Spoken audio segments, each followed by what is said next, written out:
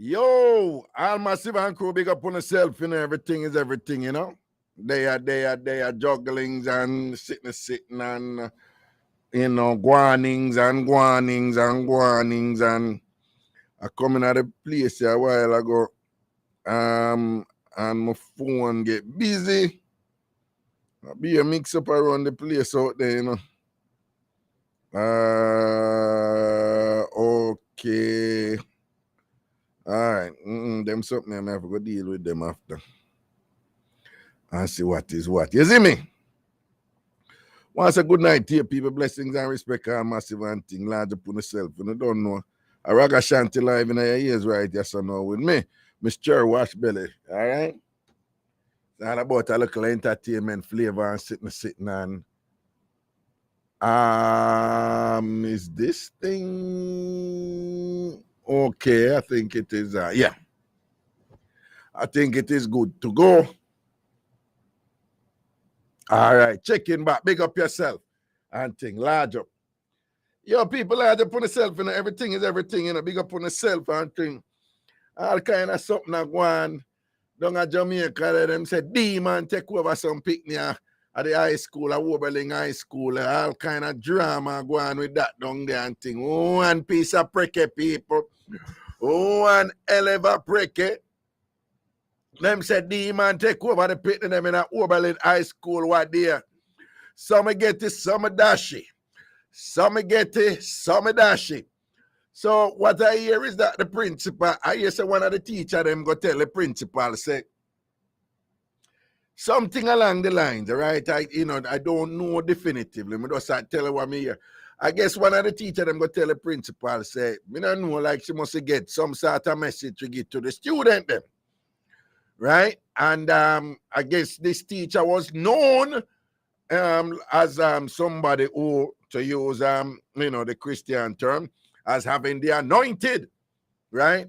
As having the anointed and thing, and I guess based on language that the principal used in her explanation in a letter that is allegedly sent to the regional director for the constituency that she's in. She was just saying that the teacher asked her to do this, for send a message, for give the student them the message in devotion. And apparently the principal allowed her to do so. We don't know what that is, but all we know is that it is something along the level of something biblical, something religious in nature, and thing. Whatever she said to the student them, or whatever she kick off there, word out a road that it was something churchify, right? It was something churchify. And it stir up the picnic them it stir up like one or two first in a way where the closest thing we can get to it is like getting a spirit. Right? So remember now, people, in New York, listen me now. It is very common for us to have devotion before school when we are go school when we're young and thing, and it's still going down there. This is a custom that was brought down from Britain. From Britain. Now, the reason why them they do it, is to kind of keep us in a kind of supplicant kind of space, and them they weaponize religion and all these things and whatever, and kind of indoctrinate us to not be militant against them and whatever. So they weaponize Christianity to essentially keep slaves, our ancestors, to keep us,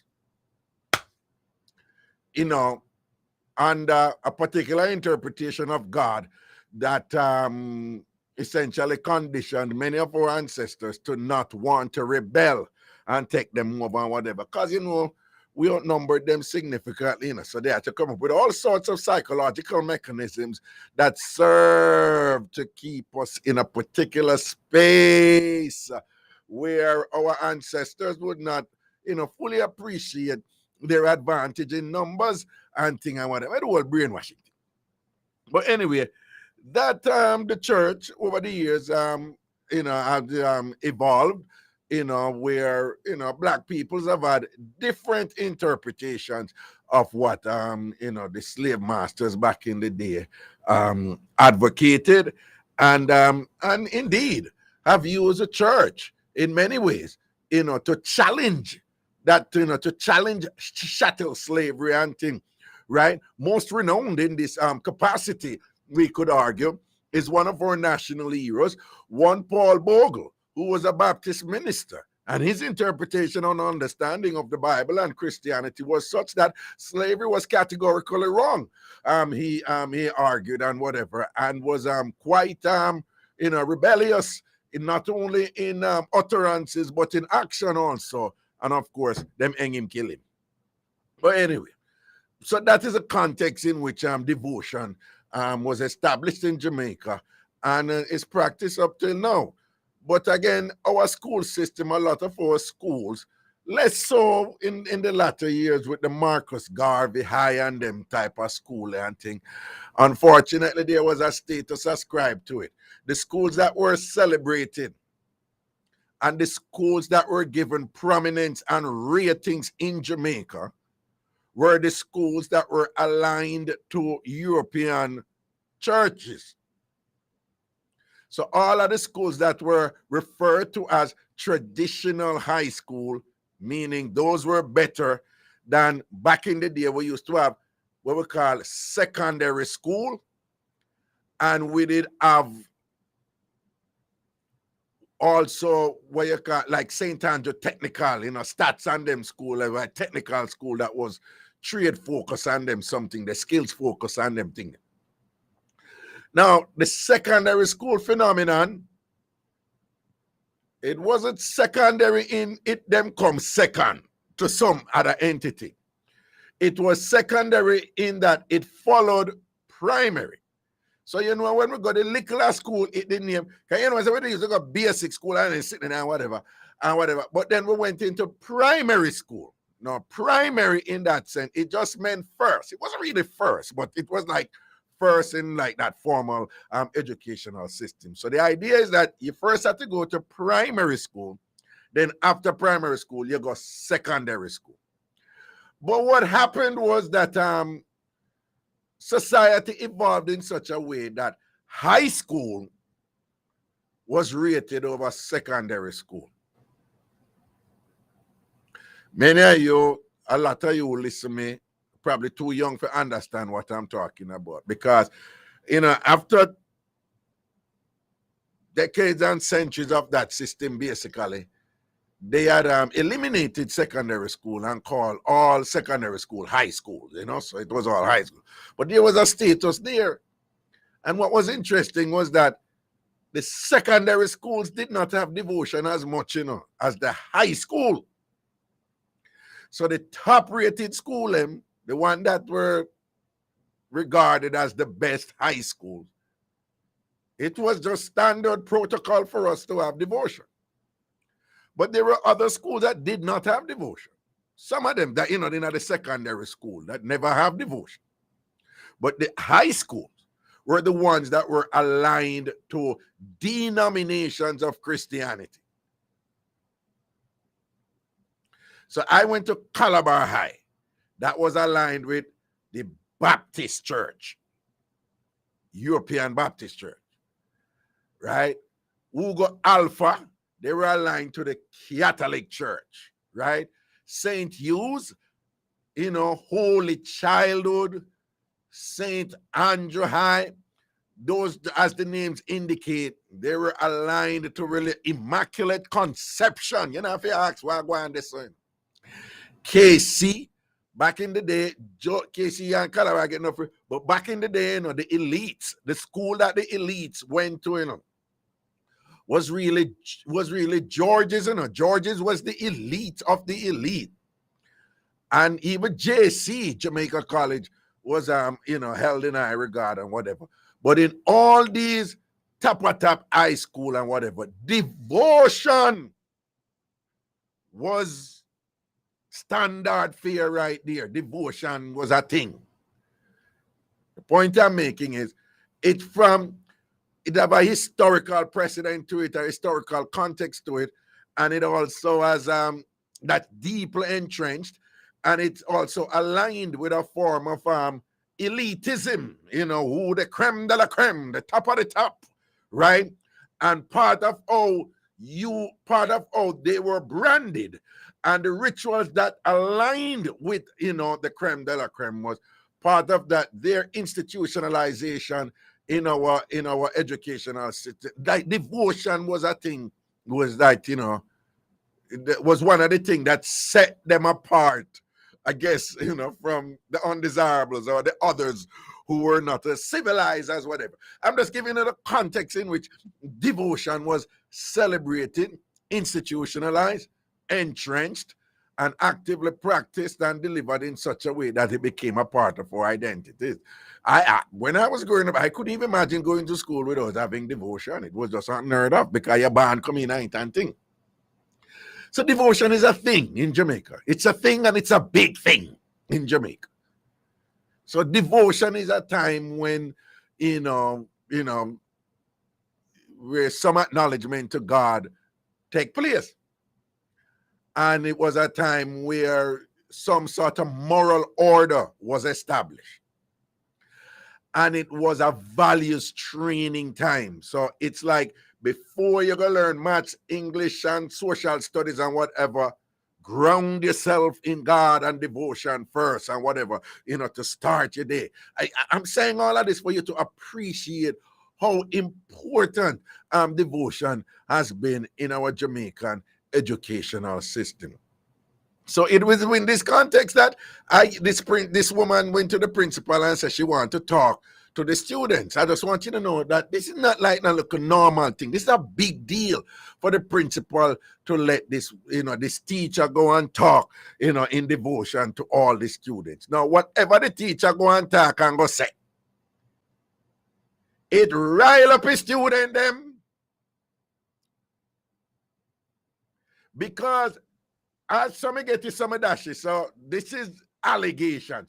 So allegations are that this woman now is grounded in theology. She understand, they use the term, Church of God, Pentecostal people and them people, them say the person of the anointed.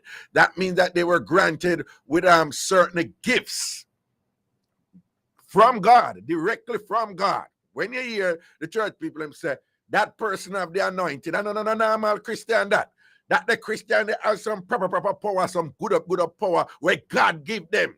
Them can see things, understand things. They are a conduit from the Lord to the rest of the nation. And they get special messages. When you have the anointed, God speaks to you, through you, in ways where he don't speak to other people according to the church. So this woman is supposedly have the anointed, and his son now, she got speak to them now. Because God tell her something to tell the people them, and they pick them, and the principal say, yeah, and the woman go do what she do, and he rile them up to the point where allegedly 250 to 300 students became possessed by the spirit where this church woman going at the school with. Now, again, devotion now, they hear the historical context of devotion. It's a positive thing. It's a God thing. It's a Christian thing. And by the way, those of you who listen to me and free up today, bear with me. There's some redundancy here, but remember now, I'm on the Bridge 99 FM. I'm on the first hour, I'm on Irie Jam Radio. So I'm speaking to New York City, like, with me just talk to them about it. So only hear me already, so just go and juggle. There's some, and me add some things, obviously. But anyway, so this lady, whatever she go with no and thing or whatever, it was delivered, with the methods of, again, she being of the anointed, which implies she's from one of the denomination of Christianity that refer to that, which is usually the praise and worship revival type of thing and whatever and so forth. They get in a spirit thing. She supposedly, allegedly, communicated that style to them. We don't know what has been going on in this school. We just know what broke out. But who knows if this type of element was always manifested in their devotions? I don't know. Whatever it was, there was some, it looked like the students were predisposed to it. Who knows if they were already being socialized into this type of religious space in school. And what we just heard is actually just a culmination of that. We don't know if such is the case, right? That might be, because it may not be just a one-off thing, It may be, we just are here about one big shebang we got on, but who knows what has been going on all this time at the school, given that the principal sanctioned this, and the principal said this teacher is of the anointed. So there is some sort of hybridization there going on. There's some sort of intersection between church and school going on there, where the church element became so strong and whatever within the context of this woman having the anointed and whatever religious order that she's grounded in, and the pit in them getting her spirit. And whatever that getting her spirit was, it became infectious and it spread. And allegedly it spread to hundreds of students. Now, the getting her spirit is the pit in them fling down themselves, them ball out, whoa, and I mean the spirit and whatever, and this and that and ray. At some point in all of them getting at the spirit, the interpretation of what was happening to them switched to the opposite. So it started out as a God thing in school with young, impressionable high school students. It started out as a positive thing. Whatever message this lady brought and whatever, I am sure it was intended to be good. But when the impact of what she delivered became manifest in hundreds of high school students, 98% of them girls, mostly girls, for whatever reason, I don't know, I fling themselves and I screamed on possess and whatever this. That must have been frightening, people. Can you imagine that? Hundreds of students just like, a scream and upon the ground, and people, there has to be an explanation what led up to that. It's not just a one-off thing. That is a culmination of some processes that have been in place all along, and it just like, just kind of reached the hilt, But when them see hundreds of students on the ground now, a ball out and thing, some sort of panic set in place. Something happened, and they then reinterpreted what was going on to say that the students became possessed by demons. And that became the viral interpretation that went all over. That hundreds of students at Oberlin High School in rural St. Andrew, Jamaica, became possessed by hundreds of demons. And I got them to an elbow. And nowadays everything is on video. So we had the videos and you see them and the poor student, them and whatever. Now, this thing has caused some concern, and we have seen where the Ministry of Education in Jamaica has responded accordingly. And essentially, I see some coded language in there for those of you who are cognizant of official speak when these matters come about. And you can see some things being telegraphed in that which is disseminated through press conferences and so forth. And the sense I'm getting from what the Ministry of Education has put out is that they're of some concern about what exactly happened at the devotion.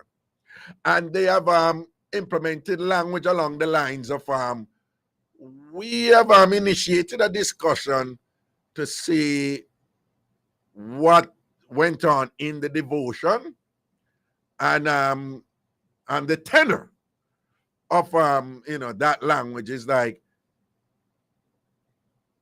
there may have been some actions taken that were inappropriate for school, and that is what led to this incident. that must be of significant concern to parents and all the other stakeholders associated with the children. Because not only should we be concerned about the hundreds of students who supposedly became in the spirit and getting a spirit to the point where it was so frightening for so many that they said this has to be demons. All because of something that the principal and a teacher initiated, ostensibly with good intentions, but the result was a cause for concern. So what we're hearing now is that the Ministry of Education is going to check out what did I go on in a devotion. And I'm submitting to you that I don't think this is a one-off thing. There's something, I wouldn't be surprised if there's something that has been going on there for a while. And it's going to raise the question now. What is appropriate in school when it comes to religion and what people think about God and whatever, and what is appropriate and what is not appropriate? Did the principal and the teacher did anything wrong? Were there safety issues, or it was much ado about nothing? How do the parents feel? How do the other children feel? We should be concerned about the alleged 200 to 300 students who who got whatever possessed by either angels or demons to the point where they're writhing on the ground and things. Some supposedly were in great pain and hurt. Others were just screaming and whatever happened. Was it appropriate for them to do that? Is there did some sort of convergence between education and religiosity, theology, the church, occur? Should there have been some sort of demarcations there? Like, what is the role of devotion? How far can the practitioners in the manner of school, how far should they go with devotion? What parameters can be established in that regard? Should there be some boundaries? Is it appropriate for turning school into church? There are going to be people who say, listen, see what going on in Jamaica, you're right, The people them need more God in them and things like that and whatever. So I'm sure there's going to be some people advocating some sort of justification for what occurred. But how do you manage something like this?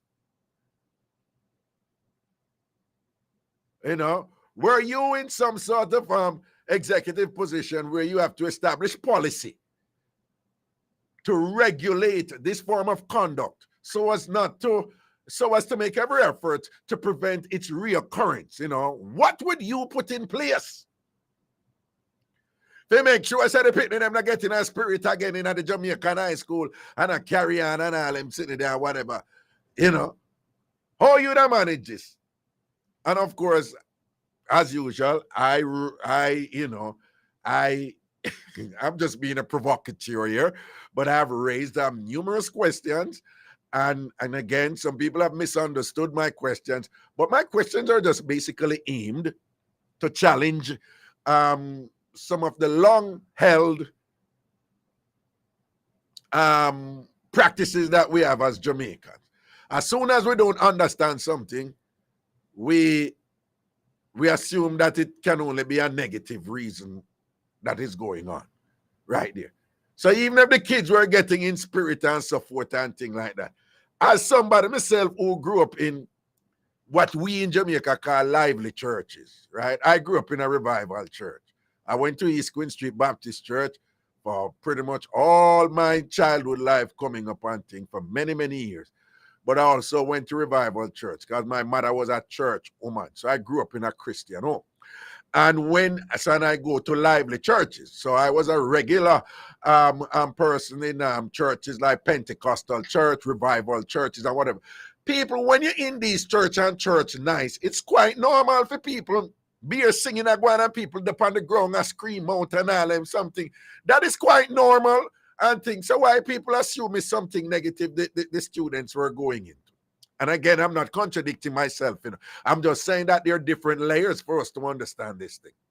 So for those of you who immediately assume that, no, if so many students are on the ground in the spirit, it has to be demonic, I am challenging that propensity on your part to always think that if something unusual happened, then it must be negative. If something unusual occurs, then it must be negative. Such is not the case. It's not necessarily negative.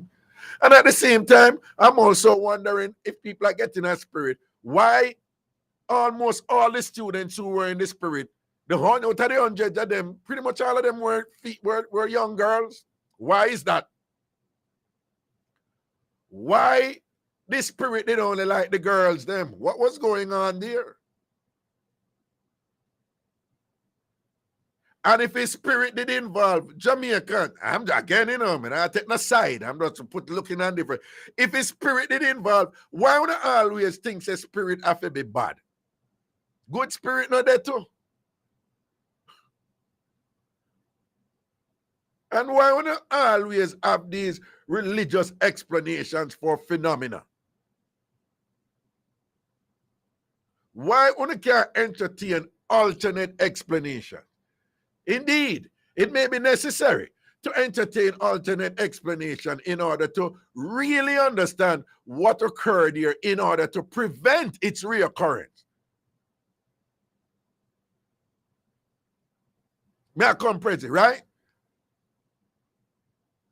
Why don't I always think it's something to do with, like, again, free up people and other people, whatever, I want to be here with me, come to hear all of it. Right?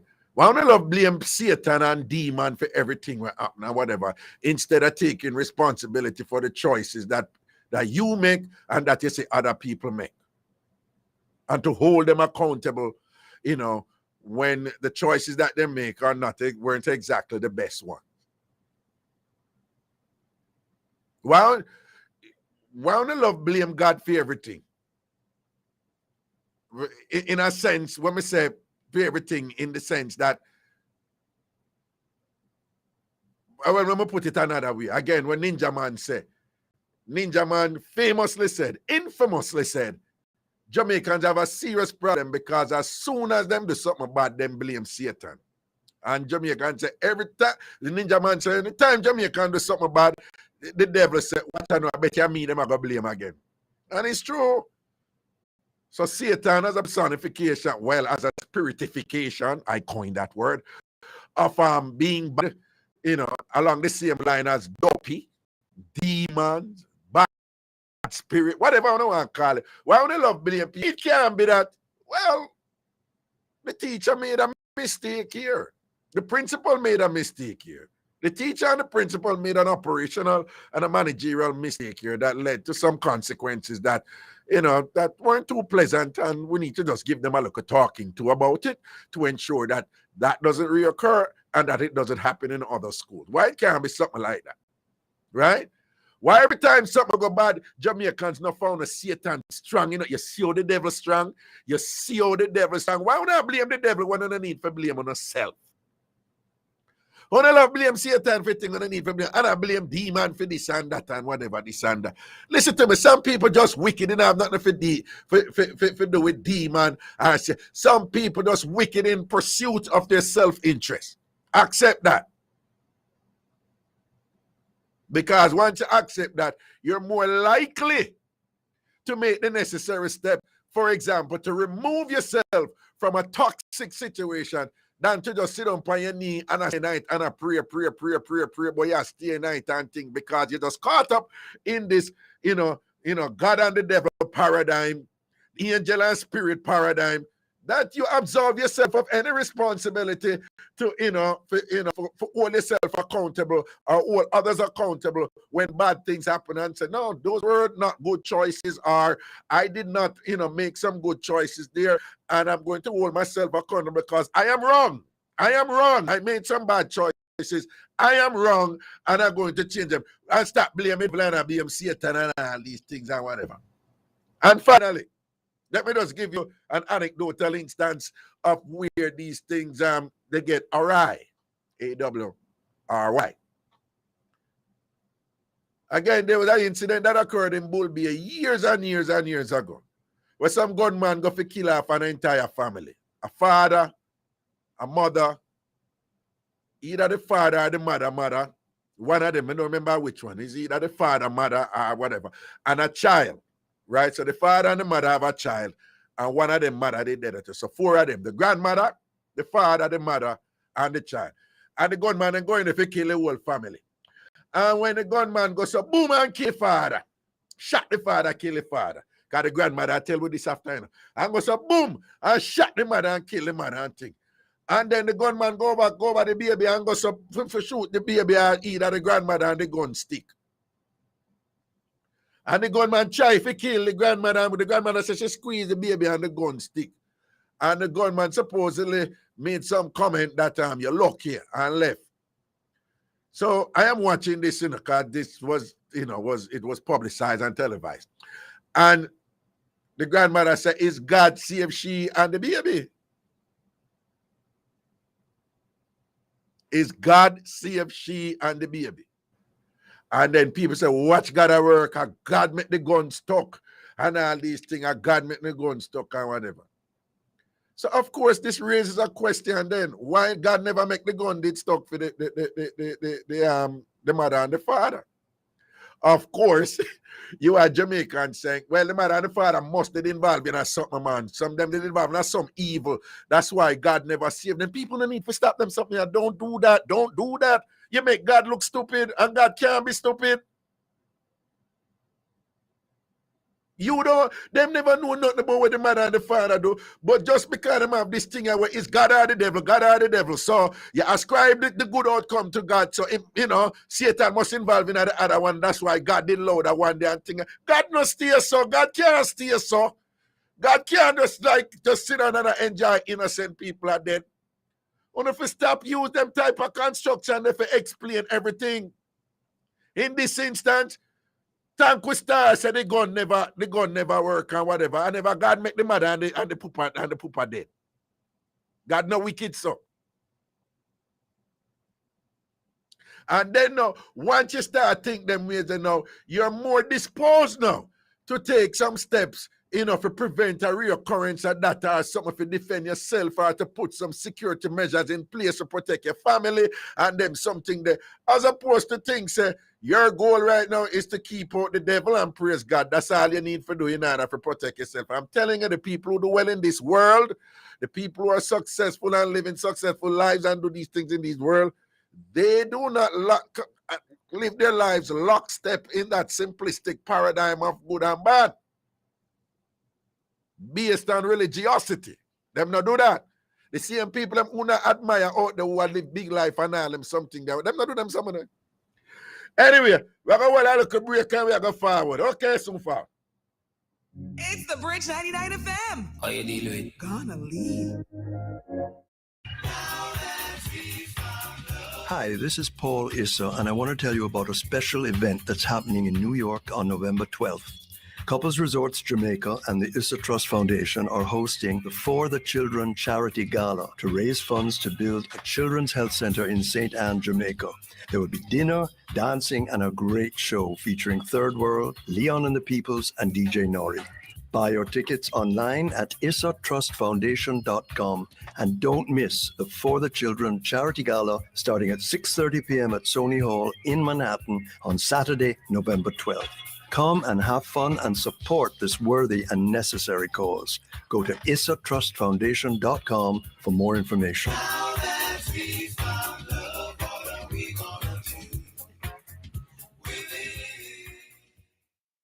New York City, get ready for Saturday, December the 3rd. My birthday party is back. The Dub Club inside Amazura. And it's also the kickoff of the Musa Music Concert Series. Starring from Kingston, Jamaica, the GPP boss lady herself, Jada Kingdom. Now I got good. It's me, Jada Kingdom. Saturday, December the 3rd, I'm going to be performing live in Club Amazura. Also starring Mr. Lawless, Jam, She is a rebel. The Bush Lord, Yaksta. Excuse me, no pagans. Mr. Leg of the Bird, Lali. Hey, look at the bird. And to mix up the pot, Maka Diamond. Music by DJ Nori, DJ Young Chow, Killer Boo, and DJ Lava. Hosted by MC Nuffy and Dubmaster Chris. Go get your tickets on Eventbrite.com. There will be a limited amount of $60 tickets in advance. That's Saturday, December the 3rd, inside Club Amazura, 91-12, 144th Place in Queens, New York. Don't miss it. VP Records MRE presents hot new release by artist Robert French entitled Every Day of My Life. Every day of my life will be I just loving you. Spend the rest of my life always. Available on all social media platforms. For booking, contact MRE at 876-868-5266. Every Day of My Life. Your home away from home awaits you at the beautifully decorated Maison Romantique, Kingston 6, Jamaica. Relax in comfort and style in this centrally located condo that boasts the most modern amenities, pool, free Wi-Fi in a secure gated community. Whether a business trip or just taking some time away, book now on your Airbnb app or at booking.com. Maison Romantique. Yes, it's still love them. Saturday, November 19th, New York City welcomes the undisputed Immortal Championship. The 50-year forever young sound of Stone Love. Get ready when Stone Love Entertainment presents the Stone Love 50th anniversary. Forever Young, with entertainment by Stone Love Movements. Mama, Stone a murderer. Massive B with body condos at Jabba. Make the casing go. From Jamaica, Bass Odyssey. Yes, Odyssey comes 10 times. And Buddy Young, along with Noah Poa and Next Level. Saturday, November 19th at the Compound, 130-01 St. Albans. For more info, call 954-470-7665. Purchase tickets online, Eventbrite.com. Stone Love 50. This one is big. Stone Love 50th anniversary. Forever Young. Importers, the Jamaica Customs Agency is reforming its clearance process, making it easier for you to clear your non-commercial and small value items using our simplified declarations. You will be able to clear your goods without physically visiting the port or a warehouse for customs inspection, making your clearance experience even better. The pilot begins October 2022 across all Marine Public Bonded warehouses. For further details, email Jamaica Customs at contactlessclearance@jca.gov.jm or telephone 876-922-5140-8. We're here to serve you. Jamaica Customs, keeping our customers in focus. Yo, this is Usain Bolt, isn't it? And you listen to Bridge 99 FM. Remember that, out here, bad music. Just a kid from the country, living the dream. Just a kid from the country, pushing the wheels. Just a kid. Ragashanti live. Ragashanti live.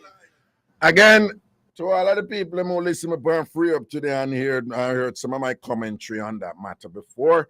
I just appreciate your patience and your latitude. And remember that right now, that was the reason why I went over it was because I'm on Irie Jam Radio right now in New York City. In the next hour, we'll be connecting with the Bridge 99 FM in Jamaica. And we'll be simulcasting, but right now it's just solely Irie Jam Radio going out in New York City. People in the ear that one here. A man and him wife, drive over to his mother's house. While him going for his mother, the wife come out at the passenger side of the front of the car. And when she come out, the mother come out. Something did wrong with the wife's shoes, slippers. And the wife lick the slippers on the side of the car forget the thing, whatever it is with the slippers, with the pan the slippers where she want come out. So she lick the slippers. So remember now, she there at the front of the car, the passenger side. She opened the passenger side door. So she's still there right in front of where you're going at the passenger side. She just and lick her slippers on the side of the car. The mother walk around the car and go sit down in her front. So when the mother sit down in her front now, boss say him look over at him, she say mother sit down at the front, and him wife look down and say mother say. So the wife look up now upon boss, because the wife and the mother don't really take tea, So she look over upon her husband now like, what's up? Your mother go sit down on my seat. So at that point now, boss say, mommy, and call the wife name whose name will not be mentioned, her name will remain unmentioned. So him call the wife name and say, no, son, mommy, so and so, this, I'm not sure she sit down at the seat. And thing, so sit down at the back, no? So the wife no say nothing, because the wife no want to pass. All right, so the mother now in turn say, oh, she did that sit down here, so. Oh, me never, okay, well, she can't sit down in the back. So boss said, the wife look at him now like, seriously? You need to do something about this guy, The wife sassy doing it, but she don't want to disrespect her mother-in-law. She don't want to disrespect her husband, because the tension there for a long time. So she look over upon the husband again, and the husband now say, mommy, she did not sit on the man, just sit on the back, no? The mother say, but anytime I drive with you, I always drive in the front. The husband, the son say, mommy, come on, that was when me and you alone I drive. That is only when me and you alone I drive. Like the other times when calling wife name and say when she did there, she was always in the front. You know that. Like don't be difficult. Just go into the back seat now. So the mother said, but I don't see what the big deal. So if me already sit down here, so now, why she can't just go in at the back? So bossy said the wife give him a look like, that's not going to, the wife, not say nothing, but she give him a look like, that's not going to happen. So him said, mommy, just go in at the back, no man, and help me out and whatever. So the mother said, she now move. The wife stand up there in silence. Nobody now move. The wife walk away, him come round and him attack to him mother now. And him said, him tell him mother, say, mommy, I make this difficult for me and whatever, and you always have put me in another spot here and whatever. So the mother said, I don't see what's a big deal. Why she can't just go in at the back since me already I sit on your son, whatever. But he must say, but mommy, she did there, son. So I said, but this is me, your mother, and this and that, and and he must say, no, you always have make it about that something there and whatever, this and that and whatever. So when him and his mother they attack now, the mother go say something along the lines of, listen this now, the mother go say something like something whatever, but go refer to the wife as, yeah, put careless woman, something like that, careless woman before your mother and whatever and this and that and Him now, him say him just snap back and say something along the line. Him say him tell him mother something about, if I careless, you did careless with daddy when daddy do so and so to you or whatever. With some other detail I'm not going. But him basically just snap back with something. The mother don't do nothing more than get up and shot him a box. One box in his face. And him just stand up and freeze. And the mother walk and go back in at the house, and him go in at the car, and the wife coming at the car, whatever. Him say, after that, him wife did feel bad and thing and whatever, but the wife I explained to him, say, no, is that your mother always has set up these things where like say me and her in a competition. Me and her in a competition. And the wife say she wouldn't have any problem go sit on the back seat if the mother did cool about it, but that the mother did kind of just flex out in a way like she deliberately set out for disrespect the wife. And so the wife I say, when things like that happen, I don't expect you to be rude to your mother or whatever, but me I value too, so I expect you to defend me. Cause you know, apparently, the wife a bad girl, man. The wife not take no chat from people, but the wife just keep her mouth because she don't want disrespect her husband, mother. And it look like the mother I take fear kindness for weakness. And things. So the wife I said, no, not a problem for sitting on the back seat. But your mother go on about it. Like she want diss me. And things. So the husband say, he might tell him, wife, say, you did nothing wrong. You never do nothing wrong. So don't feel bad about it and thing. But the wife I said, boy, I'm just sorry. Said end up when she go box you and all them something there, whatever. And and female attitude is, well, my mother can't do that, and I'm going to just lower her out right now and all these things or whatever. Why? This eternal mother-in-law issue when it comes to sons. I find it intriguing that you don't have the same thing happening on the other side with fathers and daughters. I find that very, very interesting. You have them problems in general and whatever, but it's not a thing to, about the terrible father-in-law with respect to the dad. Like, even when them things that come up with fathers, them just very protective of them daughter, and if any little abuse are going, them will jump in. But fathers don't get involved in the day-to-day issues and get jealous about this and that and all them something there, whatever. Anytime, in all my years of hearing on these things, it's always the mother-in-law in reference to her son.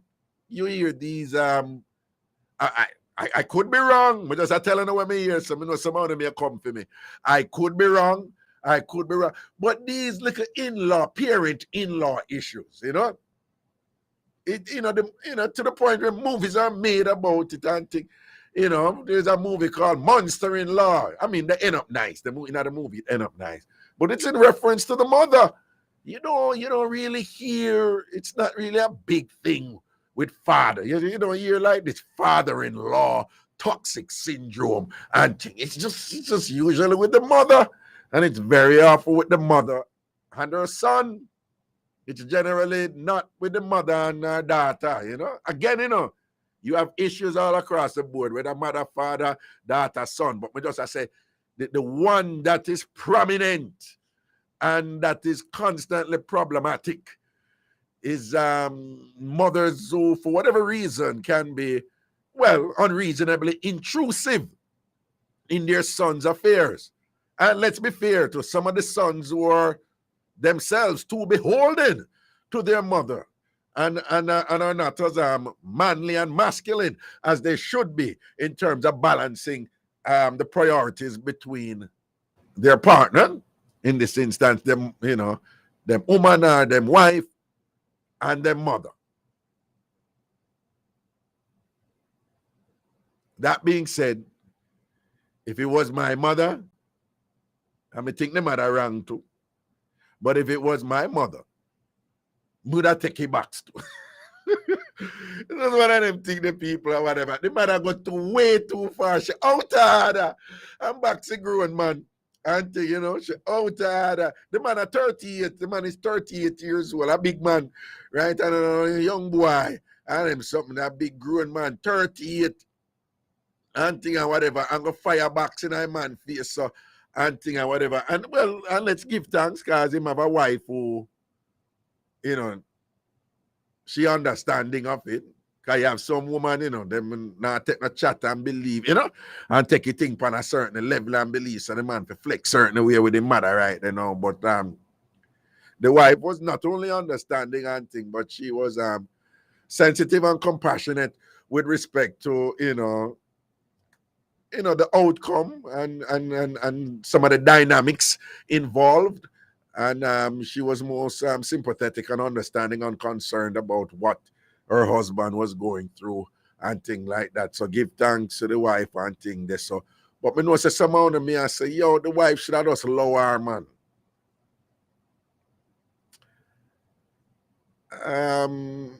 The mother is 62.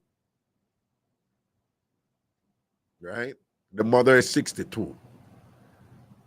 Me not think the wife not do nothing wrong.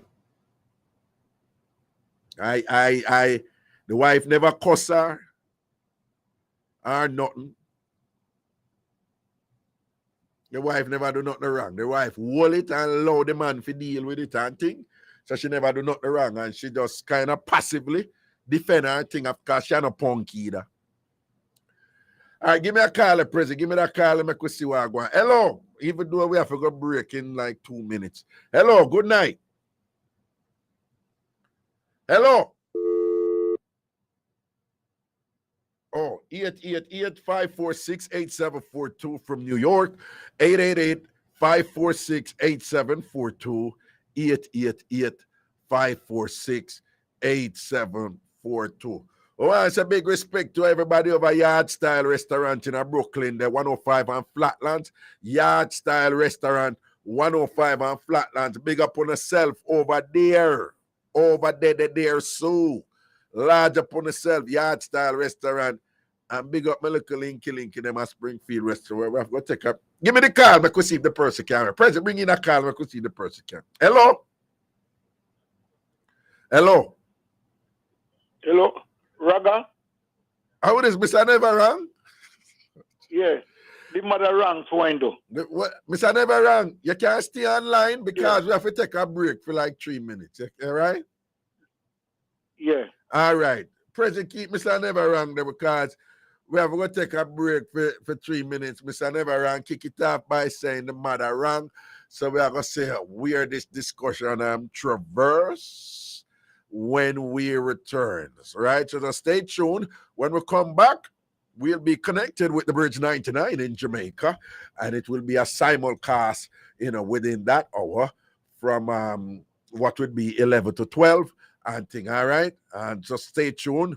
We'll soon forward. You're in tune. Irie Jam Radio, Ragashanti live and thing. Miss Cherry Washbelly, right? Yes, as usual, a native son from Jamaica. Brap, brap, brap, brap, brap. So we think said, how we say entertainment, how we say laugh, learn, and grow. Bad something. No, soon forward. Give her 3 minutes.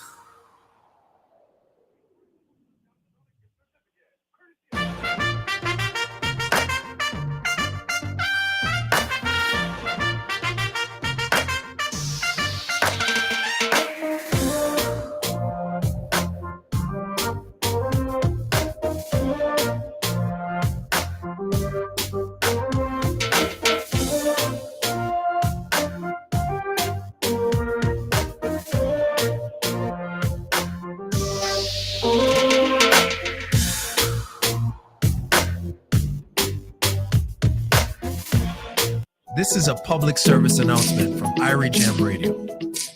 I'm Dr. Howard Zucker, New York State's Health Commissioner. There's no doubt the spread of novel coronavirus is a major public health challenge. Most of us can avoid illness by washing our hands often and avoiding people who are sick.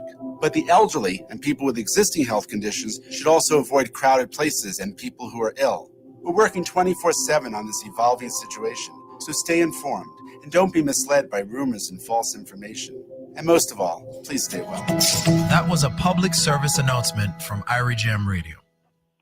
Ragashanti live. Ragashanti live. Ragashanti live. Ragashanti live. Ragashanti live.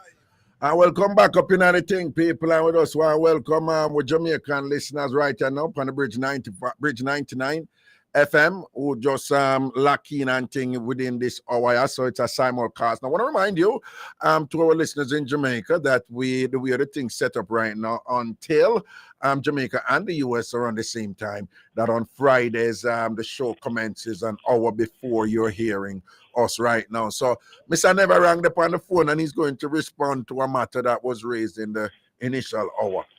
The time going, I think about next week, the time I change president or something. About the 6th. Prezi. About the 6th, the time I change where Jamaica and US are going to on the same time. And next weekend. So we have one more Friday of the disjointed 1 hour behind, 1 hour ahead type of thing, and then we'll be on the same time thereafter. In the meantime, Mr. Never Rang, what you saying now? No, I said the mother rang for what I do. Why the mother rang? Yeah? How the mother rang? Well, number one, you when I back at the car, and why have to come out and want to go in the front? No, Mr. Never Rang. Mr. Never Rang, the mother wasn't in the back of the car, yeah? The mother was inside the house. But when the mother came out, the wife had stepped out come out of her seat a little bit and did a dust off her slippers and thing, and then the mother just was right in the wife's seat. So, but she was in the house. She wasn't in the back of the car. Oh, you was in the. Oh, I'm sorry. Yeah. Even that too. Even when the blood survive, the wife is there. So why couldn't go in the back of the car? Sit down. The mother ran. Yeah. And again too. So what you say? The mother not too in the daughter-in-law. No. The husband said that. Him said the mother not too like the daughter-in-law. Right. Yes, but why not like him? Why do? That's so most mother-in-law still. No, so what she do? What she do? What is that? Yeah, what is that? You know me, talk. You know me. No, but me just I say people that listen, and worse the people in Jamaica who are here, them never hear about the mix up from the first hour. So we we don't want them confused, Yes. So yeah. Go on. Mostly mother-in-law, what they do. Most mother-in-law are that them do? Yes, so is what they do. Yes. You sure you want to say most? You want to say? You sure you want to say that? Eh? You think you sure you want to say most? That is what most mother-in-law do. You sure? Yes, when they don't like you. Oh, okay. And even this, not the mother-in-law them alone. The father-in-law too. When they know why you, not in family, you know in that they. It happen like that, Mr. Ragashanti. Oh, okay. Well, yeah. Okay. You have to, Ragashanti, you have to face reality now. What you mean? Not look power. Hold on. Let me clear up. Not look power past 1 million years ago or 10 years ago. Okay. Look power in and middle now. Okay. What you the senior and middle every day. Okay. And that you think about because you see it every day in your life. Every day in your life you see it. So no straight. We have a free reality now. Yeah, okay. That we have to do. Okay. So we have to do no bypass reality because see that your eye every day and your face every day. So we can't disguise it. Okay, all right. So you think this angle is the sun should angle it. The sun angle it the right angle, and when what the sun said to him, no make him back in sun. You have to listen to the conversation. Do I say something? Well, like I mind do it in can do nothing still. But no, what happened when time the son was insisting that the mother get up out of his wife's seat? basically the mother made a comment that was insulting to the son's wife. The son dead, hold on. The son dead snapped back to his mother about something to do with fear husband. Oh, by the way, fear husband is deceased, so the mother husband dead. So the son snapped back about something else. So basically, she dissed the son wife, and the son dissed his mother, and the mother get vexed and shot him a box. Well, this like as we say, I want to say to him, make him box him. Well, forget about that. When I go for that, the mother knowing wrong, and as we say, me repeat one more time, and I repeat again. You are some mother-in-law, not like with district and that, and some mother mess up son wife and mess up daughter husband. Wife. Some mother is like that.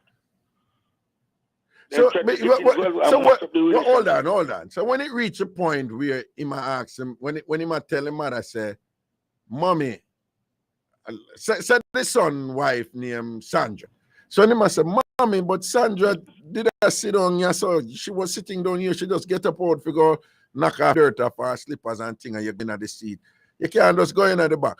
So when he must say, Mommy, you can't go in at the back, and she has say, well, since me I sit down here already, make she go in at the back.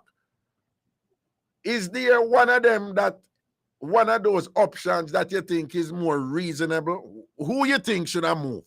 You think the mother should have go in at the back, or the wife should have go in at the back? Or the mother for going at the back? The mother going at the mother going at the back.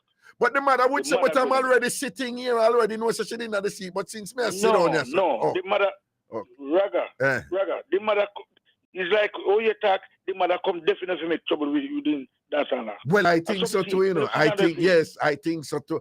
No. Hold on, no, the son said that as much, The son said that, The son said that. The son said, yeah, his mother snip at him wife all the while. And the daughter said she wouldn't have no problem of going at the back seat with the mother. But she said the mother always try to do them look at something that disrespect her. Yeah, but and this one wrong too. Although his mother, he should never take him and his wife no way like that. You already know that. What you mean? What I'm saying, he already know his mother. When he see his wife, he always try to come with some farmer, bring up some foolishness, bring a conversation. He already know. So what he do anyway in the carrying wife go, he don't bring him. Anyway, they bring him go, he don't bring his wife. Mr. So, never wrong. I want to tell you. Prezi just laugh when you say that, but say I agree with you, Mr. Never Wrong. Like no, you don't have to hold on. Me agree with you. Allow me agree with you. Oh, so what I'm saying is, your point is that given that the son knows that the mother don't know like him wife already, right? Him should have just avoid any instance where the two of them are going to end up being at the same, if him go somewhere, I carry the two of them. Well, you have a good point, right? You have a good point. He already know. So he's like in a choke gas. No, you can't go so far. You can't go so far and say mature gas money. But may I agree with you when you say perhaps those are situations that he should have avoided, have him wife and him mother. Yes, if you avoid something like that, don't build up, don't avoid something. You already know, I don't say no, and the mother wrong too. Last question, Mr. Never Wrong. Know that so that the mother box his son and the son take it box and thing. Him do the right thing? Yes, his son take the box. Yeah. Yeah, me not do it. Yeah, me not take it back. Me not do it. Me not take it back. Yeah, me not do it. Yeah, me take it back. I'm a mother that wrong. Me not consider my mother wrong, but me I take it back. Me not, Yes, you know your mother wrong, but your mother already where to do. Right. Your mother already where. But well on. So may I ask you something now? Let's be here now. If it was a similar situation and it did the father and the father box you, take it back on the father? Yes. I'm a father. What am I do? You know what is unfair? I'm not gonna just keep it real with you and be honest, you know. I know it's unfair, you know, but I'm gonna keep it real with you. If I was in that position and my father boxed me, I box him back in, Mr. Never wrong. No, but me not box back my mother. But that is unfair. Why are we like that? No. Me a box him back. You're right. My father boxed me, I box him back. One me clap me, I box him back, Mr. Never wrong. One boxing I nasty. Are your father? No, me a box him back. Hold on. Say the respect you give to your man, you give it to your father. And said the respect you give to your father, you give it to the man too. It's so simple. Well, it's like a universal cycle, you know. You said the respect you give to your man, you give it. Once you know that man is father. Because remember, I am put food on the table here. Tell you can pick up on yourself. Well, mothers put food on table too. Yeah, that's what I say. That's what I say good. Okay. Yeah. He said respect you give your mother. Right. You give your father. And he said respect you give your father, you give your mother. All right. Thanks, Mr. Never. I'm going to take on some other call. Because, let me tell you something if you don't know. No man, perhaps he said he heard. Now go turn up. See a man hit him and not say nothing. No, that now work. That now go with no man at all. No, well, some man will take it, but you and me not take it. All right, Mr. Never. Me not do no man turn up with my mother, me take it. No. Okay. And if me father fight me, my nados, me tell me pastor don't hit me, man. Me not go hit me pa. Me say don't hit me mother. That's it. All right. Don't hit me mother. Yeah, all right, Mr. Never. Respect. Cool. Bye. So we see Jack post, you know, anytime my mother feels the strength to figure she could have boxed me, she will be put in a mental hospital because she must have gone RASS mad. But Jack, you never post and say if you'd have boxed her back, you know, that your response there is quite ambiguous. Yeah, she should have gone to a mental hospital. We need to know if your mother box you, if you'd have boxed her back, particularly in that situation where a credible argument could be made that she was wrong. Right, and for the people in Jamaica now who are listening and know what go on and think, a man and his wife go pick up his mother. The mother not really like the wife for a long time. When him go in at the house, he go pick up the mother and I come out with her. The wife did get up out of the passenger seat at the front, open the door and I lick off her slippers against the door. The man bring his mother in at the car. The man I don't know nothing about was right in at the front seat where the wife did in her and take his seat. And then don't want to come out. The man asked his mother if he go at the back seat because his wife did already a ride on the front seat. The mother said, no. Anytime you come for me and we're going away, this is a seat I ride in. So the man said to his mother, but mommy, that is only when me and you alone in the car. When I come here alone. So I come here now with, you know, so the wife named Sandra. I come here now with Sandra and thing, and she was in the seat. So you're in a Sandra seat now, mommy. Come.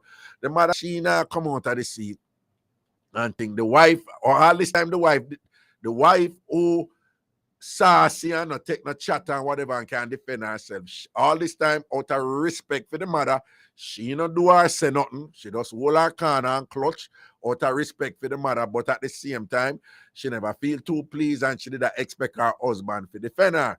And thing and then so the husband walk around now and attack to the mother who sit down in her car. And the wife walk away, kind of allow him. Okay, I deal with the mother, give them some privacy.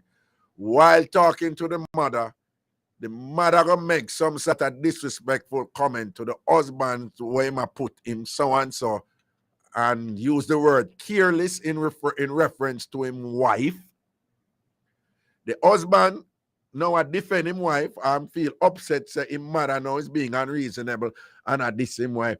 The husband now whap it back with her with something and talk about if I never careless, she did careless too with something, you know, in reference to when his mother husband was alive. Whatever him say, it at up the mother head, the mother rise and shot the husband a box. And then walk and go back in the house. And the husband hold the box, go in the car, him and his wife drive with. Give me the call, Prezi, 888-546-742. Good night, caller, Wagwan. Hello. Wagwan, man. What you say? Wagwan. Yeah, man. Yeah. Evening, boss, evening. Evening, yeah. That story that was climax that day, they still, you know. That what? That story does climax that day. What you mean? What you mean? In other words, there must have been situation before where it was a built up, where they know so well the mother don't like the wife. Oh, wait, oh, you probably never hear that part there before. Yes, but the mother don't. That's it. The mother don't like the wife.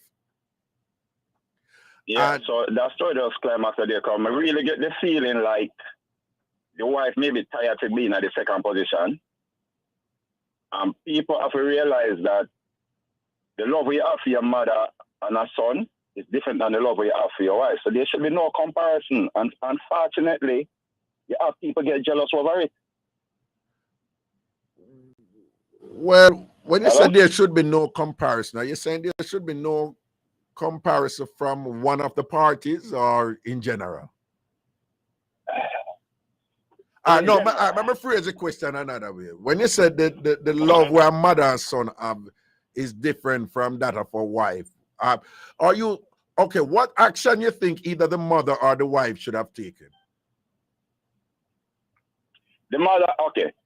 I honestly feel like, as I said, that story that does climax that day. Yeah, you said that, but what you think either the wife or the mother should have do?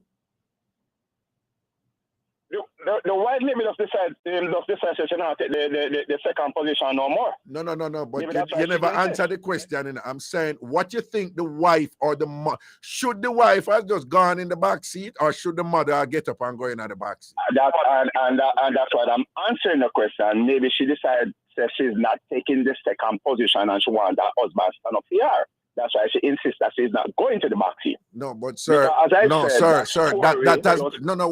has been established, you know.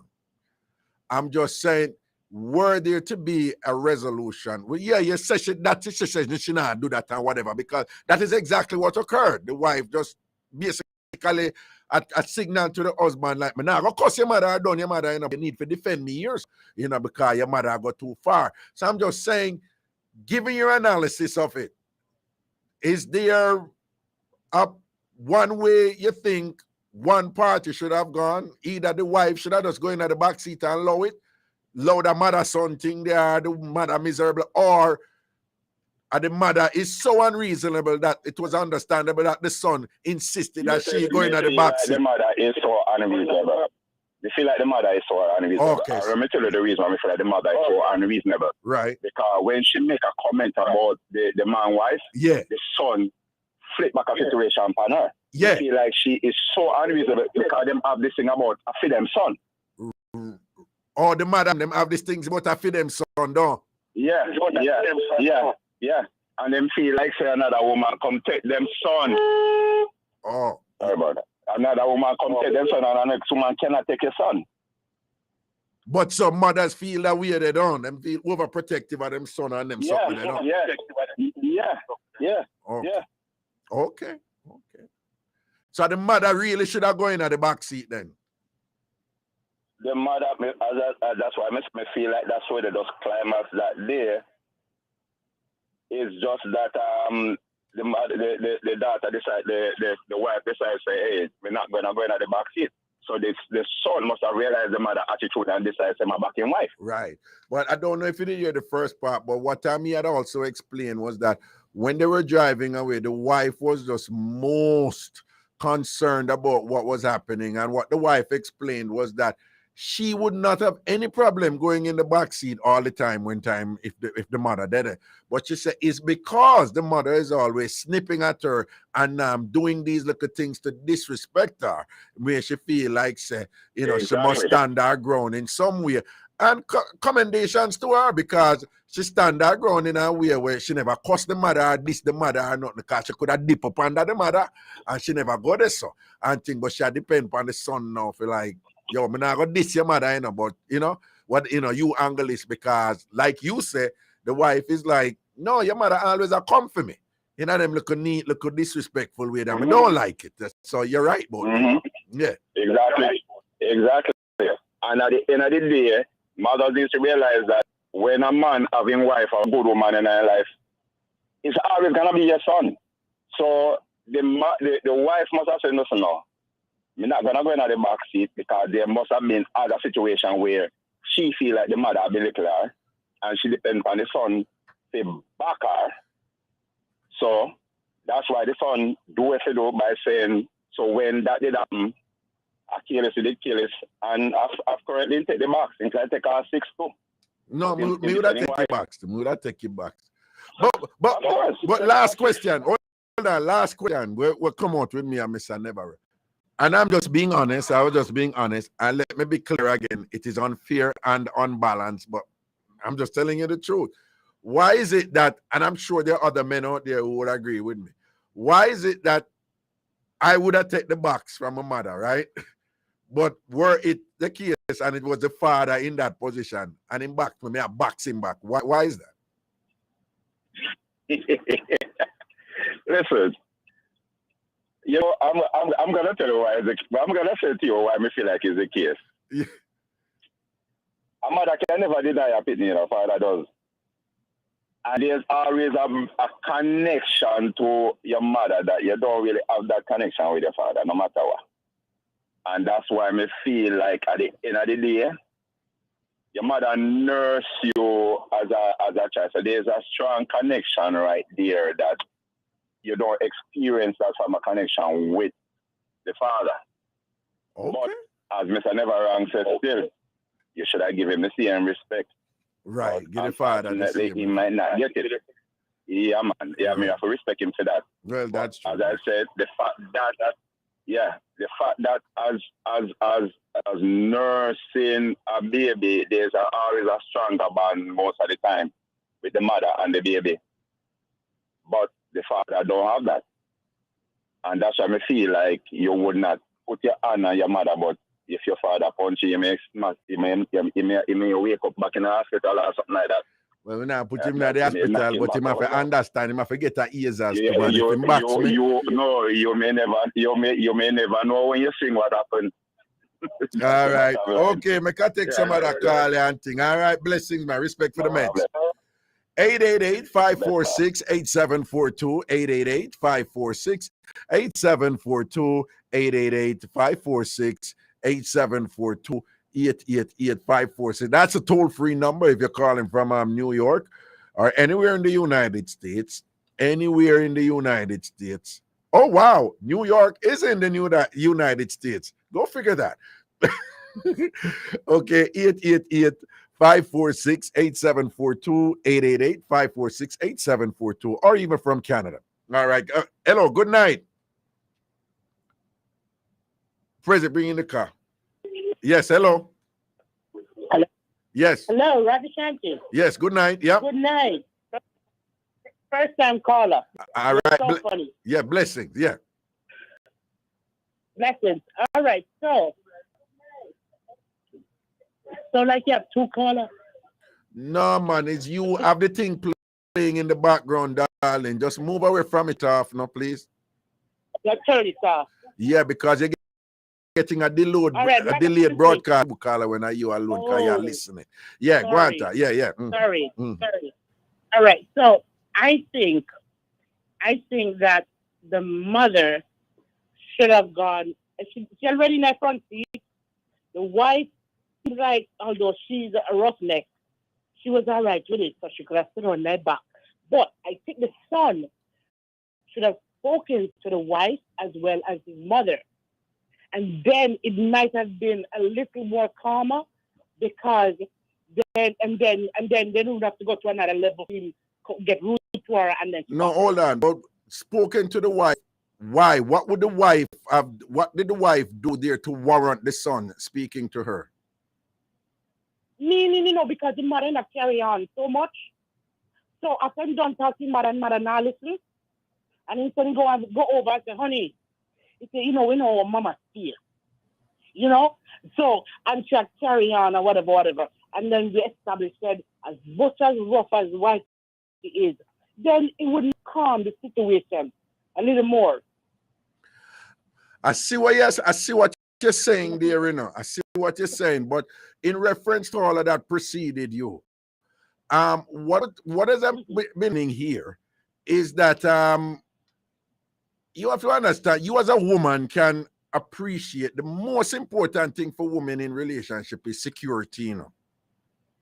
Right? Yes. And not just security in terms of physical security, but security in, are you a reliable man? Are you dependable? Will you be there for me? In terms of, you know, material things or whatever, it's like, how much do you care for me? And think how much of a priority I am, right? So what I'm saying is what you have to appreciate in that situation was that, one, the wife deliberately did not protest or respond to the mother and in any way that, according to him wife don't take SHIT from anybody, right? So it means then that the wife is deliberately containing herself, restraining herself out of respect for the relationship between son and mother. But and even in doing that though, by looking over to him and thinking away, she's appealing to her husband to say, give me some respect here. You have to me can't get involved in this. So I need you to do something because this look like it culminated at that point where she said, I am so tired of this. What your mother keep on doing and disrespecting me. I need you to stand up for me right now. So what I'm saying, given that she had telegraphed that to the son, I don't think it would have gone over well if the son had gone to her and said, you know, yo, you know, mommy's tea and whatever, and Ray. She probably would have lose respect for him and things, but you can't even stand up for me and whatever, defend me. You make a mother diss me. I hear you too. I hear you. What you think about that? I hear you. So, yeah, I hear you. Yes, I hear it. I hear it as well because that it looks so much more because he seems that he's so stronger as that even as a man and a human being. As, you know, women in going stand up and because mama, we know mama stay. Right. Mama totally wrong. Mama ain't not look for war. Mama yes, she did a provocative for true. Yeah. That's because mama should have never gone that front. But you think that maybe mama in things that she come outside front and go right back and let it see there? No, because when it was told to me, you know, I asked, no, what happened, you know, just imagine you there in the front seat on the passenger side. And just imagine you open the door and you step out of the car, but you don't even go in front of the door, you know. You stick the door open and you there between the open door and the car to the seat, you know. And all you do, you lick your slippers on the side. So mommy deliberately, mommy see she there, you know. Mommy knows she there at the seat, you know. And mommy deliberately just walk and jump in at the seat back her. Mommy know exactly what she did there, though. Raga, if you never clarify that clearly, you could even pitch it. Exactly. Knowing that the mama warmonger. Mama warmonger because if they stand up there and still did it, mama just squeeze in and just go sit on nice front. Exactly. It's not even like say the wife didn't even walk her for a car. She's literally still standing right where she come out. You know, like you step out of the car, the door open and you're there the same way, and she does lick your slippers. So she bend over lick your slippers now, and mama just goes boom and walk around the wife bottom and squeeze in at the seat. Mommy know she did that, though, man. Mommy did that. Mommy know what she did. Mama did it long time, and mama now try to make it better. So, last question before we take a break. What do you think? One, did the son deal with the mother the right way, and what you would recommend the son do from that instance forward? He did the right thing, but yes, how about after the box? Yeah, after the box and them something. What you think him to do? Well, not more. He just say, all right, mama, come baby, or whatever her name is. And just low it, yeah. And go on with them do. Low it. Because mama have the seed in her that worries for seed. Right. So and mama, maybe after all of that, the mama maybe can go on inside her house and go check herself. I think Mr. Never Wrong is on point there, though. I just think the husband now, just don't, engineer or condone any situation where the mother and the wife together. Well, definitely not in the same car. Just avoid that. That's true. That's true, especially knowing this is how your mother is. Yeah. You know, you and your mother like this though. Why even but wife you know this too? Why wifey go on over there eat out too? Well, probably, yeah. Well, that's a point. If the wife knows, say, you know, the mother always a snip at her, and the wife may say, no, me not go with you, you know, you go pick up your mother, go on with your mother, me not going. Well, we don't know the circumstances that led up to that happening, but the wife could have probably avoided that situation too. Anyway, thanks and thing for the meds here. Thank you so much, Raga. You're amazing and funny. Okay, thank you, darling. You take care, all right? Blessings and respect. Amazing person. Thank you. That is just so awfully sweet of you. You just made my night right there because you sound so... You make my night. You sound so sincere and honest with that endorsement just now, and I felt it, and I appreciate it. I'm very grateful. Oh, thank you. Really, I'm true. I thought, hey, I tell my sister about Agamirin. And she knows about the word. And yet tell her say yeah, Donna from Pembroke boss that one day years, and man. Let me tell you, my friends, everyone know you and how brilliant you are and how raw you are and how you can do what you're doing and you make us laugh. And Raga, on that note, you have a blessed night and keep that to doing what you're doing. Oh, thank you. That was so sweet. Go me. Thank you. All right, take care here. Thanks a lot so much. Blessings and respect. Okay, people. You're welcome, darling. You take care. Blessings, man. Enough respect. Okay, people, on a break right now. We'll be right back. Decades of hits from the classics to current tracks. You'll find it all on the Bridge 99 FM, the station for everyone.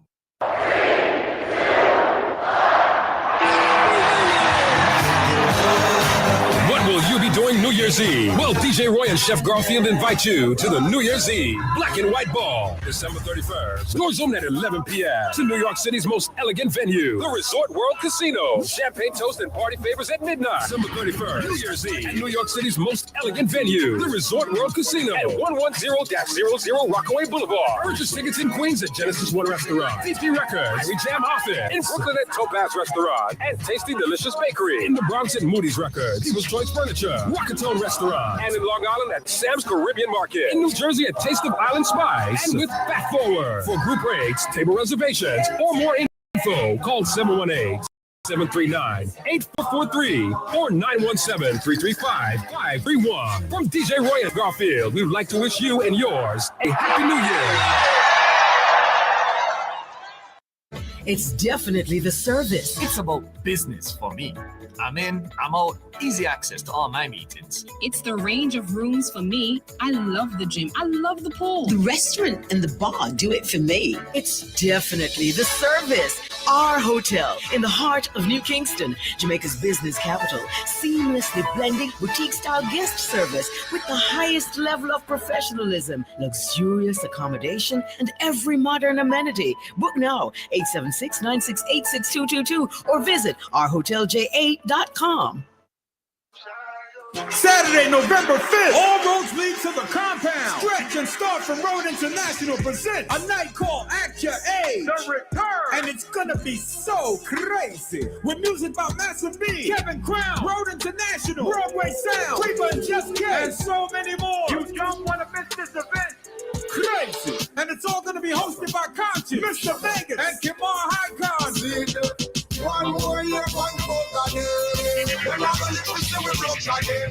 Advanced tickets are only $40. Log on to www.aya2022.eventbrite.com. You heard me? That's Saturday, November 5th. All going down inside the compound. 190-01 Linden Boulevard, Queens, New York City. Get your tickets today. For bottle packages and more information, call 516-902-7637 or 718-213-9807. See you in the building.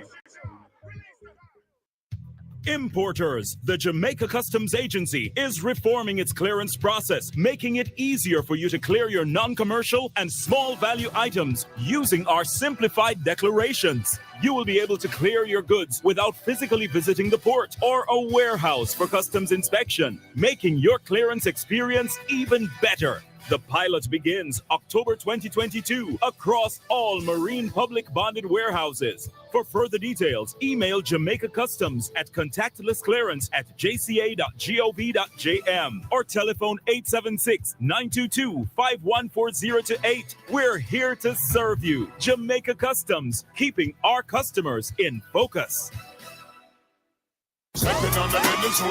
Baseball Blast presents Deadly Zone Sound Clash on Saturday, November 5th, featuring Young Hawk versus Exodus Nuclear Sound System. Young Hawk representing New York versus Exodus Nuclear, hosted by Killer Boo. Deadly Zone Sound Clash, Saturday, November 5th at La Rousse, Bronx.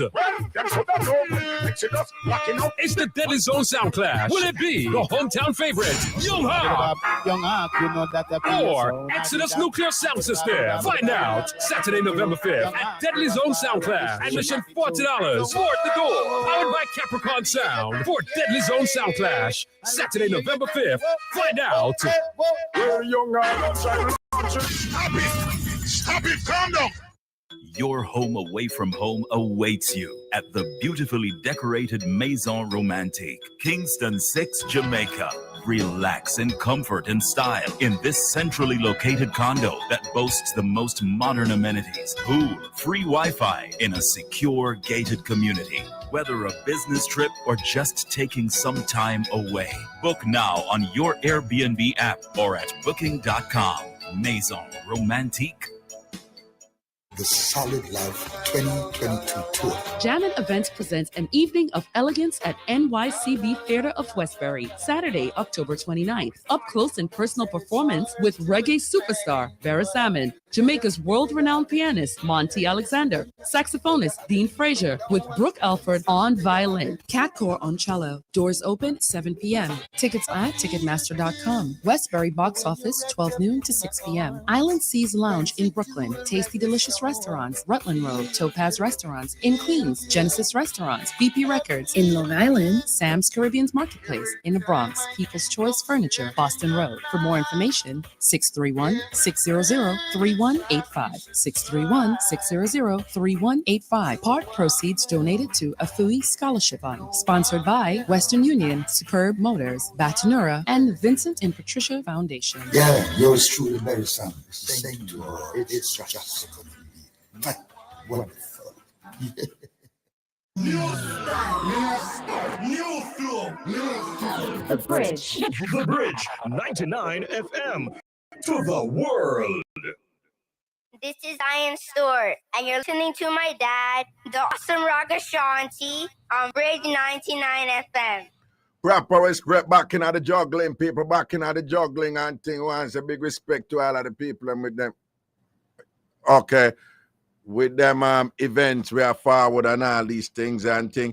Do remember say Stretch and the International Star, them have them things Saturday, November 5th. Again, Act Your Age, a big year tier, something that hosted by none other than Conscience and thing, all right? That is next Saturday. Big up Stretch, big up International Star. You don't know Irie Jam family thing that lock and seal everything proper indeed. Anyway, juggling down in the mix right now. Give me the first caller, President Senan. Hello? Yeah? Talk up the energy, please.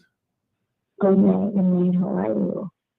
I'm not hearing you, because you talk down in your throat and thing. Good night, how are you? Well, I'm good enough, full of energy and vibes and thing, and I have much to be thankful for. Big things are going for me. Exactly, just like us all. But I have a little twist to this thing, Raga, because everything here is all about respect. Okay, explain. I think, right. So, first of all, the mother is totally wrong. Because when you understand is alone, yes, you're driving the front. But obviously the wife is there big, as Maddie, I would say big, and so, right there. She's not blind. Big and so. The mother, I'm just saying, the Jamaican term to say big and so. The wife is there, she's not blind. Okay. So obviously, the mother-in-law must see the wife. She be gone broad right there. No, it was obviously aimed at the wife. The mother was definitely provoking the wife, right? You know, Exactly. Right. I upon the wife, you know. Exactly. And I think parents should know their place. Your child or your children, they are grown. They are going to be making decisions for themselves, right? And they are going to be having their own life. No, when your son or your daughter move on, you need to give them that respect, that space. You don't need to be putting up yourself in everything. Whether or not you may agree with their choice, it is not your choice. It is their choice. Right. Even if you don't like the person, you need to understand yourself. You need to check yourself. If you see the wife there, obviously, another back she go driving, it has to be the front. So wait, say that again. Say that again. What was that? If the wife is there, it's not the back she was driving in. It has to be the front. If the wife is not there, right? Correct. No, I'm saying if the wife is there, obviously she's not driving in the back. Oh, the wife. It has to be the front. It has to be in the front. Exactly. Unless something. You can't imagine. Happen. Yeah, you can't imagine. Something happens. Yeah. Go on. Right. Unless something happened where she's not feeling well, so she's just lying in the back, just resting. No. And he was very clear, in saying that, after the whole thing, that the wife was very clear in saying, listen, she would have no problem riding in the back all the time when the mother is there. She just don't like when the mother just go to her way to do these disrespectful things. Go back to the point where you said about it's about respect here. So the wife not have no problem of driving in the back seat. She just not. The mother not like her, and the mother always do something for make some for this or whatever. So she basically the wife was say, yo, you're my husband, you have to defend me. Yeah, okay. Exactly. Right. So me need go in and a long talking car for me give him one look and him talk one time. Kida come out the car, I will be taking major. I will just be walking around, take that key out of that car. If you have your apartment to go, nobody now move. The car now move till you move. What you mean? You don't take the key out of the car and gone with it? I will just take the key out of the car and I will still not be saying anything. But obviously, it would be shown that the car will No. I wouldn't advise you to do that. Why you take out the key out of the car for? Because the car now move if you now move, but me not tell you that. No, I understand that, but no, you'd have gone too far, right? I think the wife deal with it because the wife because himself not take no chat on nobody, but you keep her mouth right there. So the wife has sure respect. No, but why you gonna take you out of car for right this and thing? I know you wanna. I know the thing never turn out good enough, but you see, if you go take key out of car right there, so I am telling you, listen to me as a man.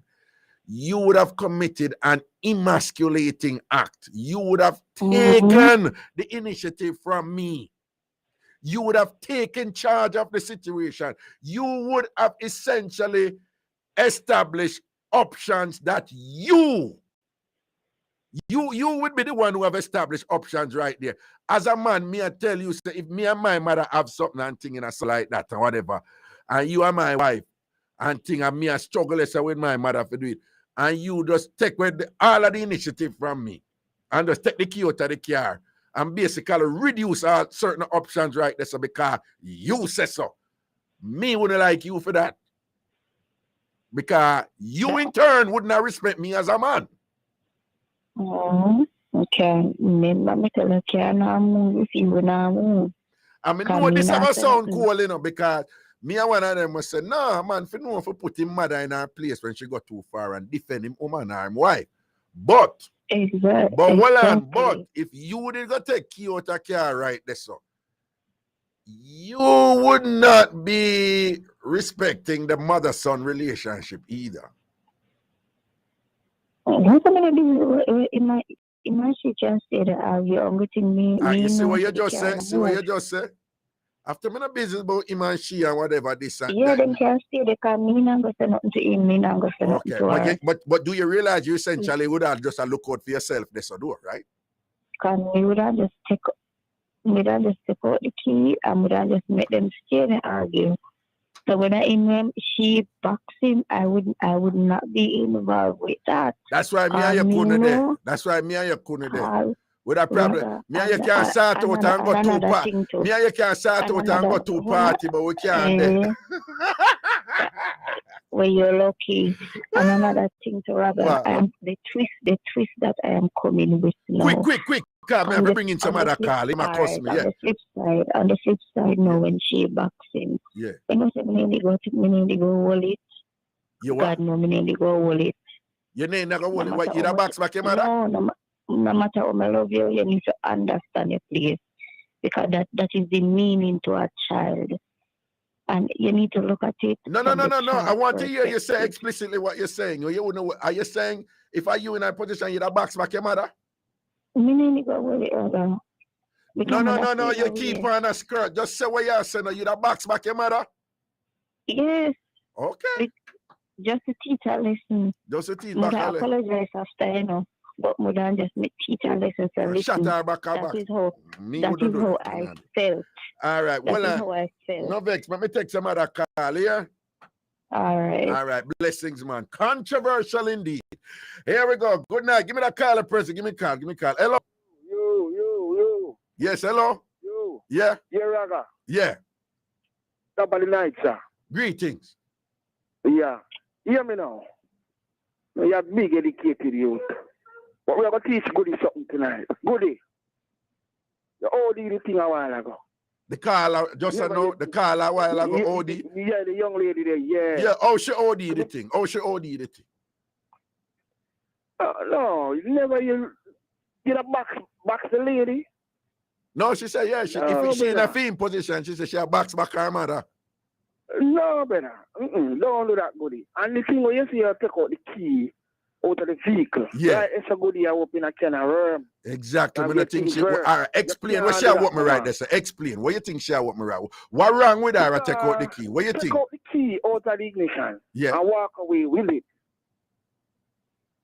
You don't get your fiancé. Miserable. Husband. Meanwhile, yeah. mama on the son case again. Yeah. So, you know, right? So you have spilled milk. And when you check it out, what will happen after? And she caused it.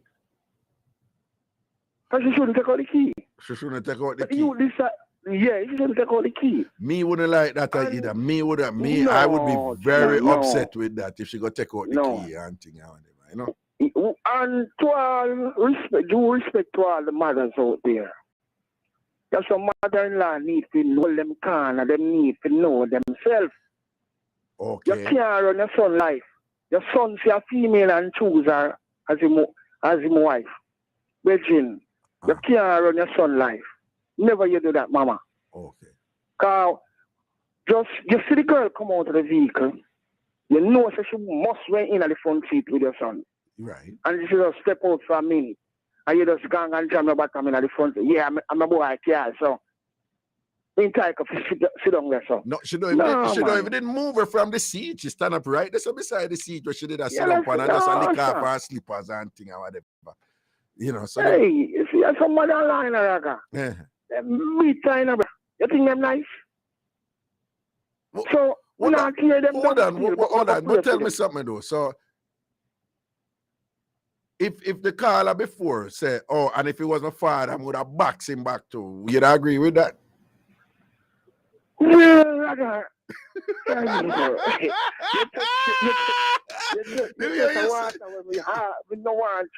No. You talk brave and rule about and you're very forthright about wrong and right. But may I ask you, so if it was your old man and thing, you'd have boxed him back? If your old man, no, we don't believe so. You're not touch none of them. You're not, oh man, no. Father, you're not. He mama box me. You know what me I go do now? You see that same thing with the wife and the mother? Yeah. Me as a son. Me take respect, you know, with her now. Yeah. And you send me drop off wifey at home. Yeah. I'll be back, I have a serious discussion with her, With the mother. Okay. Okay. Yeah, I not go decide in front of my wife. I not go do that. Me make up my face and grumble and rare. But I not go certain place with her. Okay. Yeah, wait till me drop off wifey. Yeah. Rally back.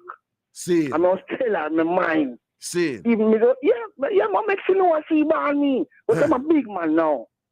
So you need to know your place. Yeah. You understand? Yeah. And me not go sit down to see disrespect my wife. And I'm not gonna sit down to and say and my wife disrespect you. Exactly. You understand? Exactly. Yeah, man up. Yeah. I mean, now I got this my wife in front of my mother either. Exactly. Now we till me drop off mommy and both of us in the car driving. See there. Stop and buy a drink. Yeah. And we are driving and we are People listen and learn. Listen what the general say because we think you're on point. Yeah, listen to Gillian. Yeah. Gillian, I'm a G man. That's how I heard. I just say the Raga. Hey, Raga. The place already, Yeah, quick. Yeah, come at me take another card. Yeah, quick. Yeah. And catch my brother-in-law wife and his mother chat my brother, Yeah. But yes, Raga, you know what I do? Like me using a pops. I get involved in a 4-5. Okay. I catch, me go catch. Okay. So me no hear, bro. Okay. But still no milk and, Yeah. Okay. I just say, brother, but we don't have to teach, It goes some man. Respect and blessings. Yeah, man, a flower, man. Flower check-in. It some man. All right, man. Protection. Yeah. Cool. Real quickly before we take our next call, hear that email that was sent to me. Raga, the situation is wrong on all sides. The mother wrong for keeping up her antics, but the daughter-in-law and son just as wrong. Imagine, the mother-in-law don't like you, but you have to come out a car and stretch out and a palav in front of the lady gate. Then putting your husband in a tough situation for him to eventually diss his mom. And what are we in bright? Box him, yes? I agree with Mr. Never Wrong Door. Not much else to do in a situation like that. Just don't drive them together. I hear what the emailer said, but I disagree.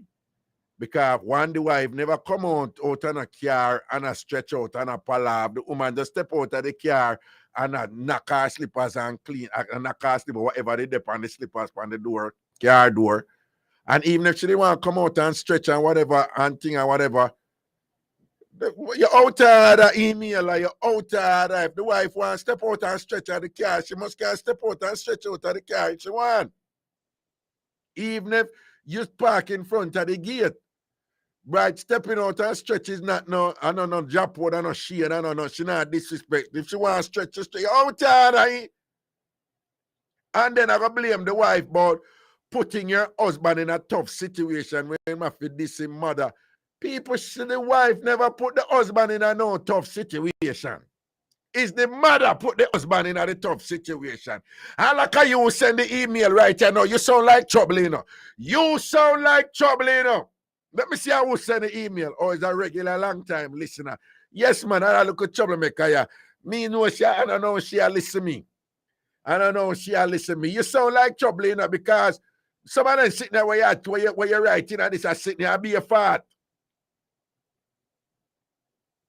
And what are we in bright? Box him, yes. Well, I don't agree with violence and whatever, but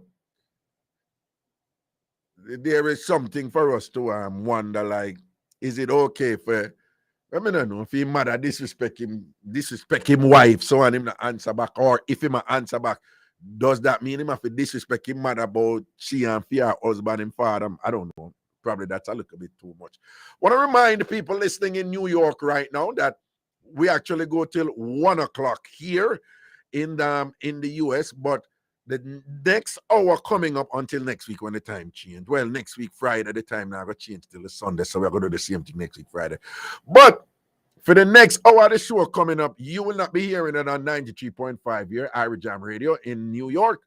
So if you want to continue listening to the show for the upcoming hour, final hour, you'd have to go to the bridge99fm.com. That's the bridge99fm.com. Or you could go on Irie Jam 360 online on Facebook, Irie Jam 360 online, and or the Irie Jam 360 app, okay? But I think the easiest way is on the bridge99fm.com, right, Prezi? Or the Bridge 9, there's an app called the bridge99fm.com, okay?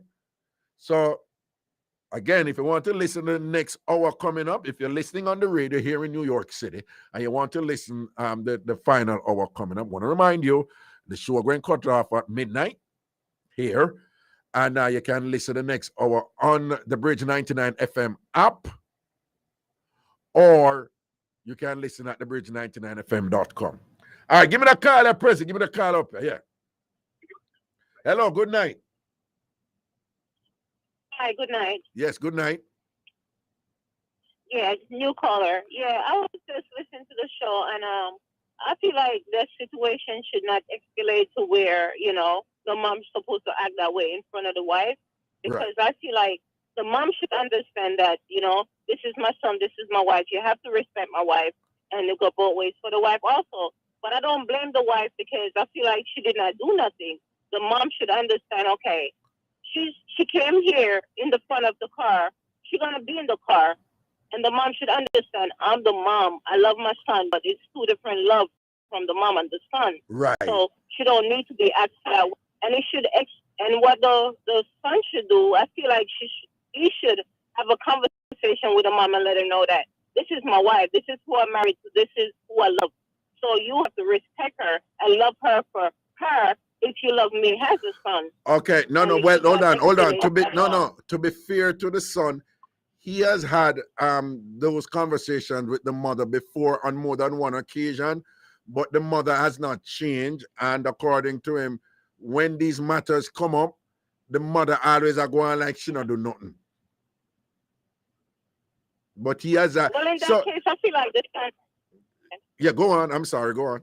But I was going to say, you know, in that case, since the son see that he's not getting nowhere with his mom, respecting his wife, they should not be around each other. Right back to Mr. Never Wrong point. That's why Mr. Never Wrong, you know, is on point there. You know, when him say, boy, you know, they should him shouldn't have them together.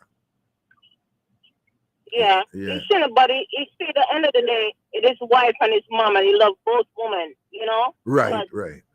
I'm a mom, and I have a son, and I feel like, you know, we gotta let our son go. But however, we don't always think this is the right female for our son, because that's what mom do that I could see. But at the end of the day, our son love who he love, and it should just remain that way. And she should love him for whoever he loves, and just respect his wife. Indeed.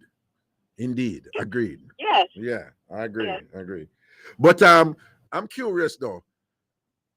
Do you think that there was a way the matter could have been resolved from either the wife or the mother? Yes, I think it could. Well, and specifically, do you think one of them should have just go in at the back seat? And if so, which one? Actually, I think the mom should go in the back seat. Okay. Because the mom that picked up, the wife was already there.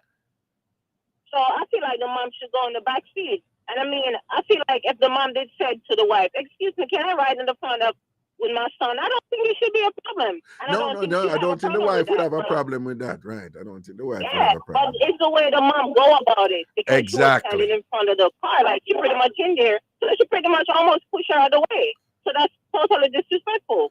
Right. Well, she never push her, but she kind of maneuver around her deliberately, you know, and going at the front seat. And because the wife was standing right at the seat. That's my understanding. So I feel like, you know, it should not happen. Right. But, you know, like I said, a mom feel like they own their son, because, you know, a mom just don't feel like they should let their son go to any female. They feel like they want to pick the female for their son. And that's not always going to be. What you say? So that is a thing out there with mothers, you know, with their son especially? I'm going to be honest with you. Yes, I think so, because I see it a lot of times, and I have a son too. Right. But however, I'm going to love whoever he loves. I'm not going to try to be that mother, because I see it happen, like, you know, the older generation do that. I'm a younger generation, so I wouldn't do that. Right. But I see it happen from the older generation. where, you know, they don't like the daughter-in-law, so you shouldn't marry her, you shouldn't be with her, don't have kids, don't want to see the grandkids. So that's just always. Well, boy, help me to understand this. Thing. As a woman, from what you have heard other women talk about, possibly, or what you have observed, why is it that this issue, unwarranted excessive parental involvement in their children's affair, why is it that it is not as strong, not only with father and daughter or father and son, but it is not even as strong with mother and daughter? Why is it not as strong? Why? What's going on there? I'm gonna give you my opinion. I feel like, you know, when you have a son, it's a different band with a son to let him go to an ex-female. Why? But why? You know, why this is not as strong with the mother who have a daughter, with the daughter? Because when you let your daughter go, you're gonna let your daughter go with a man. And you see, the thing is, the father is the one have that feeling for his daughter, and the mom have that feeling for her son. Yes, but I'm saying that even fathers who, you know, that is little girl and that might be, and I'll kill for her. You know, in society, we don't have that equal problem with fathers thinking that they need to be as involved in their daughters' affairs in such a possessive way. We don't have that from the fathers. And yeah, fathers who love their daughters and we kill for them, but them just don't get involved and inappropriately, you know, intrusive them way. So what is this thing with mothers and sons? If you think about it, we're the one that bring them in our home for 9 months. We have a band from inside. Yes, but you have that also with your daughter. You have that also with your daughter. But you're talking about two different sex. Why? Yeah, two different sex, but why? Because I feel like you always feel like your son always need you as a mom. And your daughter, when she grew up, she married, she already have a man that's gonna take care of her. When your son have a we don't know if that wife's going to be the one to take care of her like your mom do. Yeah, but what is interesting about that though is if you really look, well, I guess you can make a case there, but it is equally important though for the daughters, because I don't need to tell it how many daughters get ill-treated in relationships by the men that they're with. I don't even need to make that case to you, right? You know, so no, you don't. Right. So I'm not so sure I would agree with you there, you know. But you know, if you look on both on the daughter's side, I mean, the mom is the one that needs to be there for her daughter, for her not to be ill-treated, you know, and the mother is always a role model for their kids. So if that mom is there for her daughter, she probably wouldn't be in that situation. She will teach her and let her know this is how it's going to be. Oh. So, but all right. So all right. She will not be that ill-treated. All right. Bless so it. you're pretty much blaming the parents for that part. Okay. All right, then blessings and respect here. All right. Yeah, man. You Thank have you. a blessed night. Yeah, man, and thank you so much for your valid input. Okay, blessing. You're welcome. I said Nakita post online. She said, Raga, these mothers are living their lives through their sons. They're getting treated the way they wanted or didn't by men who they have been with. Ooh, that's controversial. Okay, to the phone lines we go. If you're calling from Jamaica, 876-676-4996, 876-676-4996, 876-676-4996 from Jamaica. Good night, caller. Hello. Hello? Yes, hello. Yes, hello, good night. What we had, man? Not much. The other night, me hear you talking about the situation up by Oberlin High School. Yes. And I am really real quickly before you go, because I forgot and thing and people they jam me about it. People, Alien Too Cute had called in and said that this is a regular thing what happening and whatever up at Oberlin. And several of you contacted me since then and said that she was confusing Oberlin High School with Homewood High School, right? And so in terms of who always are win champs and accident and picnic and dead and them something like that is Homewood High School, them say. So Elaine Too Cute was confusing Oberlin High School where this incident happened with Homewood High School. Yes, go on, Brittany. Yeah. Yeah. Well, I am a student of Oberlin High School. Oh, you were? And I am, yes. I remember that I live in Stony Hill. Okay. And, yeah. And I am very saddened by what's happening up here. Mm-hmm. And the school is all over the globe. But you know, I heard people saying that they should move this school and all of that.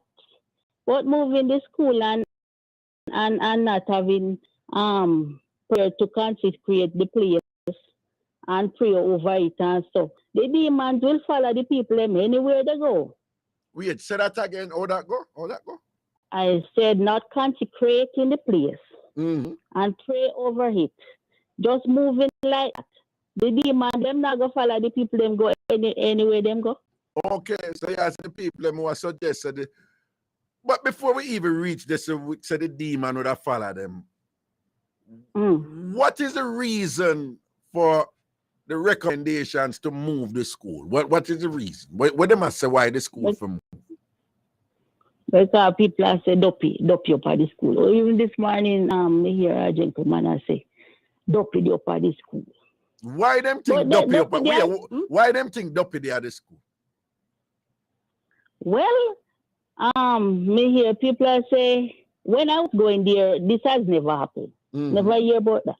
My sister, a student there, she never hear about that either.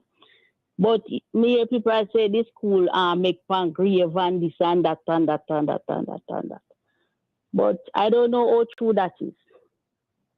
I don't know how true that is. But prior change everything. But you know that you old enough to know that we have this thing in Jamaica, right? That you're not supposed to do certain things on the land of the deceased and cemeteries and them something there because you are interfere with the dead and that the dead will come back and trouble you. But to be honest with you, when I listen to those things, have you ever heard people talk about say something happen and good duppy do something good? You ever hear duppy good duppy do something good? You ever hear anything like that? No. Why is it that when people talk about duppy, and when they talk about duppy, they talk about people who were, alive. So when I say, should it not be the case, then that give it that in life you have good people and you have bad people. So if when the people then pass and then become duppy, should we not have good duppy and bad duppy? Why every time something come about spirits and disease, it have to be something bad and terrible and awful? I think some of the duppy them might get bad name out there. I think that people are not giving the good duppy them credit and thing and whatever. They're not recognizing good duppy, and something needs to be done about that because everybody give all this attention to bad duppy, or they are wrongfully accusing the good duppy. Because one of the arguments I make is that, okay, let's assume the kids got in spirit, which I have an issue with where the teacher them doing at the first. Come let me just be them have to be careful or them keep church and getting a spirit in a school and communicate them type of emotions there to the children them. That is not for school, which is different from keeping devotion, getting the kids grounded in some sort of, giving thanks and so forth, which is what enough we grew up with. When we go to school, we don't have a problem with picnic getting a spirit of devotion, breathing. Am I wrong or am I right? True, man. Right, because the people them keep devotion and devotion nice, and we sing with him them and thing and whatever, and we'll go with class them and thing like that, but them never go too far with it and turn it in a church and whatever. So me have a problem with that. But when me I say, Brittany, you never in a church yet. I see people getting a spirit and enough people they are grown and thing and pastor touch them and them drop on them something there. And it's a good thing, don't it? Yes. Why people assume say it has to be demon? Why it have to be? Me I hear some people have beat the teacher and say she bring down demon. Why people assume these negative things? Because that is when the thing spread, that everybody's saying, because me post it deliberately for provoke and see whether people are going to say. Because when me post it, I say, them say, demon I take over the pit of them. I love to see what people are writing. Why people love to assume the negative in these things when them don't understand something it have to be bad, Brittany? Why go on this? No. But people always assume that the demons and dopey are coming to you. But for true, because even when people dead, sometimes, because my mother, when my father did, she did pray die. And she get some people come here for at home. Because she said she don't want to see him and she don't want to hear him. So when your father did dead, your mother was afraid and thing because of what? Mm-hmm. Because of what? Yeah, she afraid because she always hear say sometimes the man then come back. Them come back and thing. Yes. So she went down by the funeral home and she did what they said she must do. Which is what? You remember what she do? Yes. No, man. So you have to go tell me. Yeah. Well, I know what some of those things are, but I just want you to share with us, Yeah. Well, she went down there and she take off some of her pubic hair. Right. And then what you do with it? What you do with it? Took it down there. And she said that she wrap it on his finger. Wrap it up and put it where? Yes. And wrap it around his finger. The pubic hair around his finger? Around, yes, around my father's finger. Well, you see, you teach me something right there, because I know about the pubic hair, but I know if it have to either wrap in a kerchief a certain way or a tissue in a certain way. It have to put in a hand. Some people put it in a pants and thing and whatever in the pocket, or some people even put it in a brief. I have never heard about the hair wrap around the finger, You see what I tell you? Me never hear that one there before. So she wrap her pubic hair around her father's finger. Okay. And she didn't do anything else? Anything else with anything red or her underwear? Yes, well, she wear red. She wear red panty. Right. And she tie a tape measure around her waist. Around her waist. Tape measure for a good little while. Okay. Did she give him any panty to bury with? No, she never give him any panty to bury with. And for those of you who... She tell him, say what? Say she done with him. Okay, so she done with him and she don't want to see him and she don't want to hear him. Oh, so she have to tell him that too. So she tell him that in his deceased state, in past and whatever. So she talk to him and tell him that she done with him and him nothing. Okay. Yes. And for those of you who do not understand this, what Brittany is explaining here, believe it or not, well, I'm assuming it was stronger then and it is less so now, but I know it still exists because I still know Jamaicans who do it. Them do it up here too in Brittany. And it is, these are things that people do, they believe and do, but it's not something that is announced. Nobody them not really make people know when they do it because it's not something to make people know say I do it. But what you hear Brittany just explain is these rituals that have been practiced by thousands and thousands of Jamaicans over the years. And the idea is that you have to do these things in order to send off the deceased. Because if you don't, the person going to steer and try to live the same life with you that, they lived while they were alive. And that is going to cause problems on you. So a great many Jamaicans do these things, to send them off so that them don't steer. And some of these things, they have to be done. Well, some people say them have to do before the third day, which I don't think is any coincidence. The Bible said Jesus raised upon the third day. And some people say it can be done between the third and the ninth day, which ties into what you hear Jamaicans say when somebody dead. We have 9 nights. It's really 9th night. And the idea is that when somebody dies, they rise on the third day And then for 6 days, them are going in at the mix. But you need to engage in these rituals so that they can leave by the 9th night. So that is what you hear Brittany just explain. But Brittany, you know, one of the things that has always boggled my mind, you know that we don't have as many rituals or concern or whatever, you know, when a wife dies, you know, or the woman die, you know, and the man must do this. Why is that? No, because my father died first, and she did all of that. Right. And but you ever know a man when his wife died and him do some equal do some things where him that's kind of want she? You ever know of anything like that?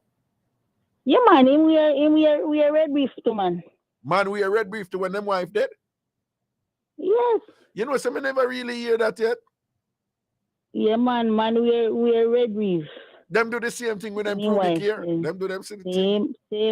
Them do no, the same. not to the pubic hair. Oh, but to the brief. With the brief, then we are red brief. We got, you know, Jamaican. Yes, and red put pepper in them food. And do what? And put the pepper in them food. That's the person don't come and go in the pot. When I was younger and people as a child, and we have relatives who died and whatever. The thing was, we as kids were not allowed to eat white rice, you know. Sub red after in the rice. So if a rice and peas were good, you know, but if a white rice, ketchup after in it, you know. And I said, no man, because the duppy will come yam with you. You understand? People don't even understand how the things serious and deep when it comes to certain cultural things. But go on, I cut you, you know. Go on, where did I say? Yeah, man. So she put pepper in the white rice, cause she put pepper in the white rice. And she bury him without socks. And she bury him without socks? Without shoes. She bury him without shoes? Sorry. Yeah, she bury him without shoes. Why? Because they say when time they put on shoes, they will come back and step now them shoes. When they not wear no shoes, no, they not go walk. So come, because they feel something to them. Brittany, my make chuck off my chair in that. Listen to me, I teach you that. But back to your school, though. What you think should happen? Okay, first of all, do you think that I was talking to a gentleman about it, and him say, you're probably here, you know, I think it was Wednesday, and he must say, nah, man, right, I know the way the earth I run, we need church and God up in the school and thing and whatever. So he must say him fully support that. I am of the opinion that my best estimate of this thing is that this woman who asks who the principal say have the anointing. I don't know if you hear the reports down there, right? I don't know if you hear it, right? Yeah, man, me see it. And it's so right. So the principal said the woman say basically she get a message from God for send to the students. Yeah, they must say some other call. We soon come. For give to the students. And the principal say, yeah, but she have the anointing, so the principal allow her to do it. And whatever message he's sending a Brittany, that get the student them riled up, you know. So I wasn't there. I don't know what happened, but it sounds to me like, you know, the term, she have the anointing, message to the students, whatever she said to the student, it then get in a spirit and thing or whatever. What you think about them doing that in school? You think that was appropriate for them to do that in school? So the lady get a message and she come and talk to them? Yeah, but basically preach. So she get message from God for the student, them and the principal, a special message, and she go to the principal and say, I am paraphrasing, I say sorry, but she, the woman, is a teacher. Say she gets some special message for go get to the student, and she want to do it in a devotion, and apparently ask the principal permission. Again, me never did that, you know. Some get it, some dash it. Yeah. And the principal say, the principal didn't know, this woman have the anointing. In other words, the principal has said, this woman, she know the principal as having some sort of special spiritual gift directly from God. So she has said, for the woman ask her that, I am paraphrasing. She basically saying it had to have been illegitimate. So the principal give her permission for go do it. And whatever she go do in terms of our message, she said God tell her if you go tell the body and whatever. That is what make it still whatever she do. I don't know what it is, but whatever she do, that is what triggered the whole thing and whatever. Where you had hundreds of students feeling that they're possessed and all these things, and then all the rest of the school body are sitting and get traumatized, and then the whole world now I say a demon take over the pit of them and whatever. What I'm saying, it started from the teacher and the principal. What you think about that? Well, I think the demons were there already. Oh, I think the demons were there? Yes, I think they were there already. Oh. And just hearing the message according to what she said. It just triggered them off. They were there already. So they trigger off a demon them? Yeah. Oh, so this had nothing to do with it. You don't think it have anything to do with the principal or the teacher, because the demon them did there already? Yeah, them did there already. Then me not see pastor a cast out demon out of people and the demon attack. Like real man. Oh. And I said, me not come out. I'll mark here too. So hold on. So you think that school is it have a demon problem before? Yeah, man, they had a demon problem before. I think so. Why you think so? Why you think so? Yes, Kevin. Some people have to be careful, you know. I'm not saying this is so, but I'm just saying what I think. Okay.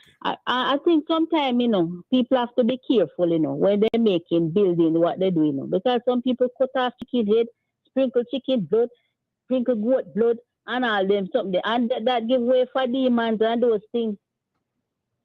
Well, 6 or 1/2 dozen of the other. Believe it or not, the people them who do them something when them a build somewhere and whatever. The idea what them are doing is that them have to make some sacrifice in order not to make the place get condemned and not to bring down crosses and whatever. That is their way of blessing the bit. I forgot to take some other call now here. But what I'm saying, the people them who do them something there, you know. The reason why them do it is that them claims that them are bless the place. For ease off demon, you know. So and then you are say, no, but them very same activities that attract demon. But the reason why them are doing it is themselves is to keep off demon. Interesting. Anyway, thanks for your input again. Yeah? All right, yeah, man. Cool. All right, yeah. All right, Kevin, bring in the call. What you asking? Hello. No, close, Raga. Yeah, man. The people them say that the people them beat me about you, you know. Them say, Raga, me come off of the line. Somebody text me and say me I mixed up in school. They whop you up, man. Me say all we mean a man at nine things and people can. Yo, Raga, well, Irie too cute. I tell her she mix up, you know, Oberlin with Omo, you see me, and whatever. Them on it to you, see, man. And I really mix up. I just mix up the school them, but I mix up. No, that means say you're confused. The mix up means confused. That means say you're confused the school. That is what that means. Okay. Right. But then I no mix up. So people no stick me. Me just mix up the two schools. Right. I'm not lucky. Oh no, man. Oh no.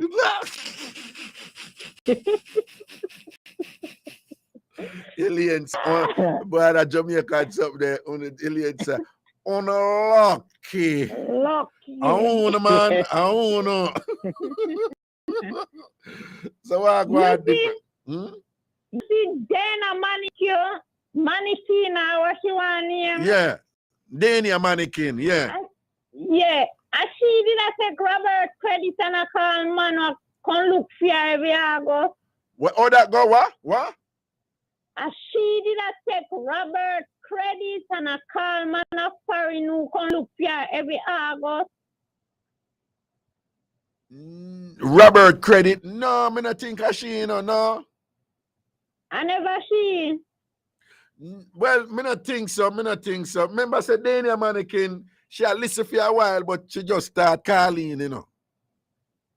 I think I did. She used to take Robert credit. Anyway, she not have no sense. No, man, I know she used to take Robert. So what you say? She not have no sense.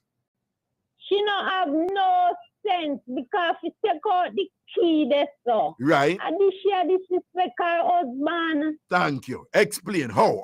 That is disrespect. Even the wife, she not even the mother, she had disrespect. And the husband, she not have no respect for the husband to take out the key there, so.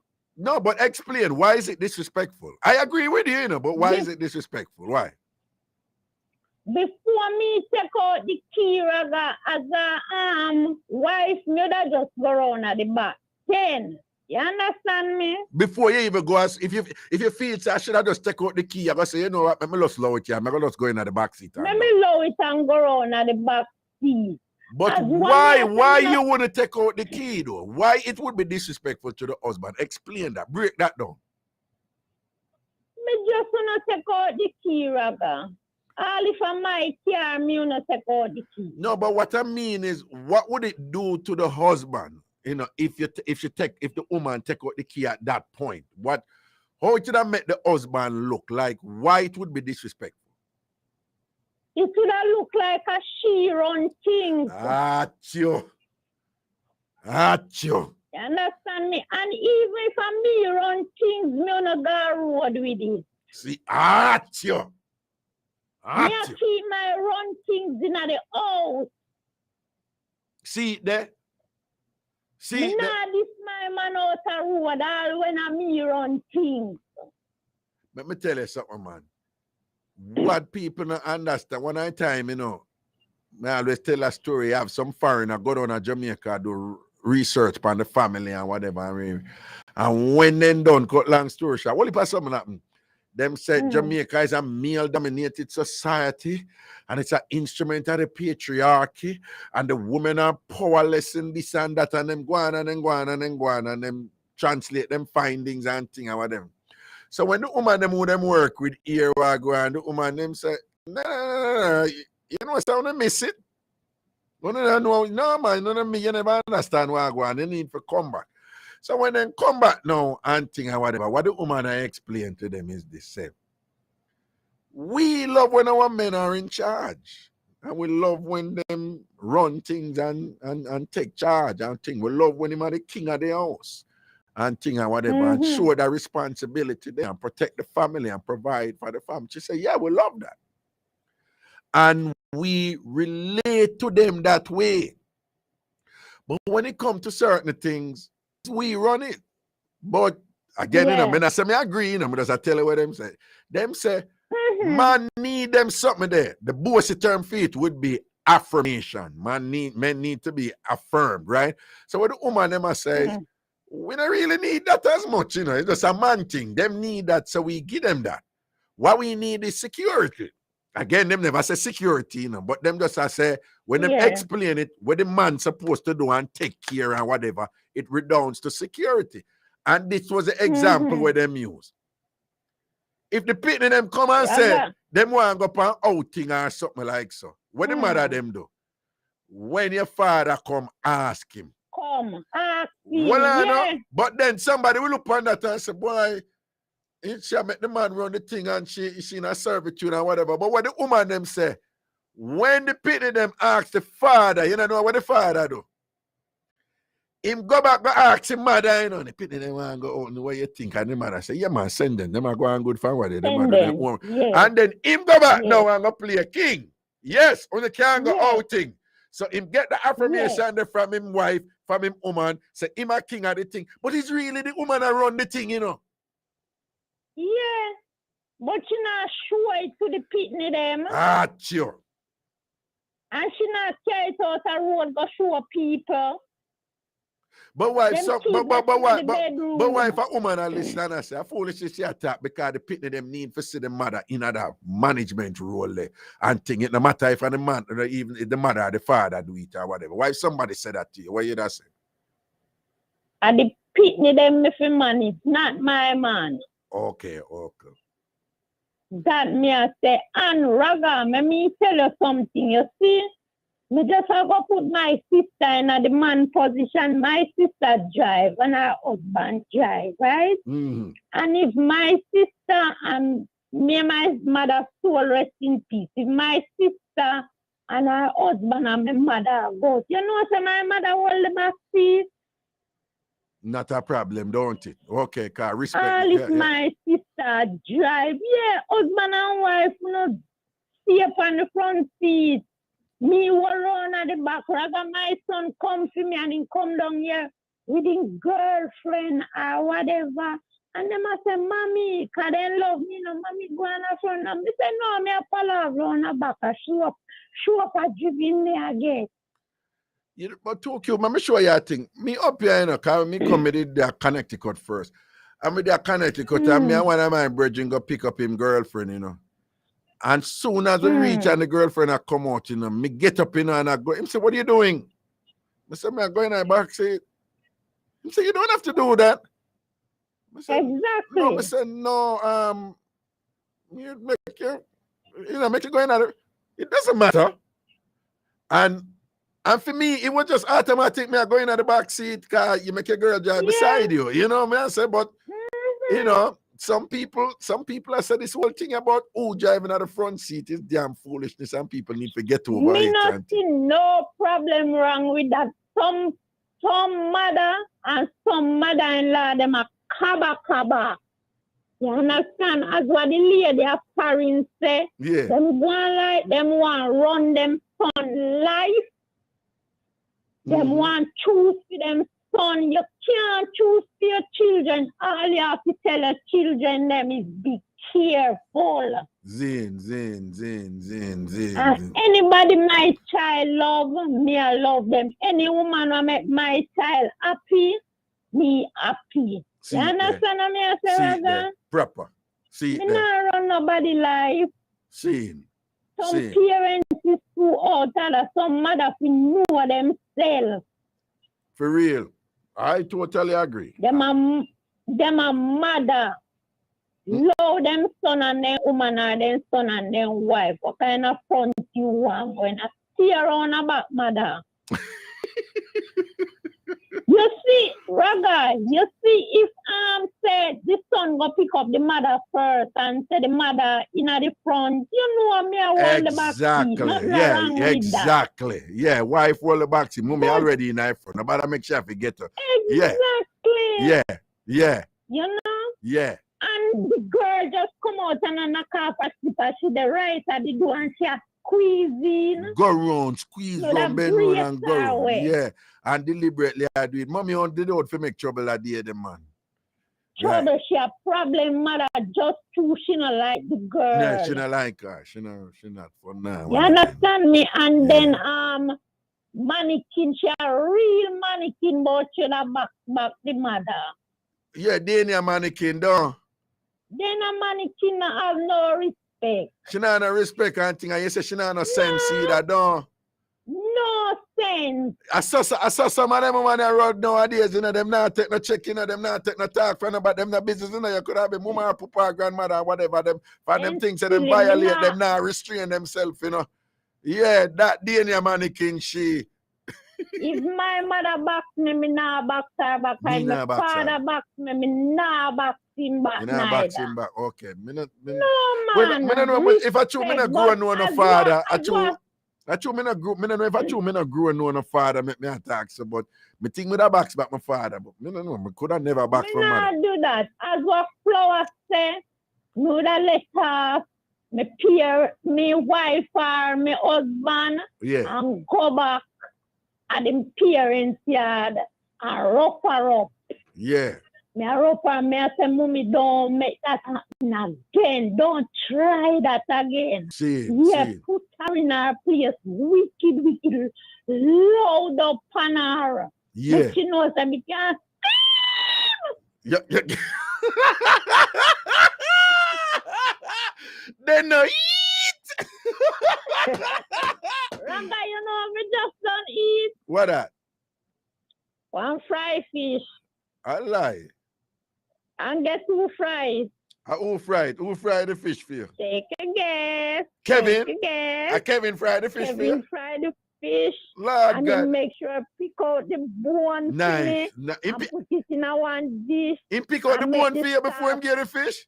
Yes. Oh, that is so romantic and nice. And he make the sauce with the onion and the carrot and the pepper. But you know why me eat no pepper? I love pepper, you know. That's why No, me not go twice. cause pepper not make go people eat miserable. turtle. Me are the only person eat pepper and I get miserable. Everybody else who eat enough pepper, they're miserable and short-tempered and thing.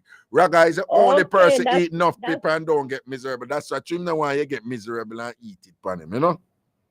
Okay, that's why me not go eat lollipop. Okay. All right, okay, we have a go elaborate now. Yes, Here. sir. Raga loves you. Raga, All right, big up listeners. yourself, man. That's your word, man. Cool. Okay, people are gonna take a little break right now. We'll soon forward. Wow, wow. Yo, this is Baby Shama locked in on the bridge. Can you hear me? This is my story. This is the bridge story. Hey, wow, wow. Bridging the Caribbean gaps across the globe on social media. We are Facebooking, IGing, TikToking, and Twittering at The Bridge 99 FM.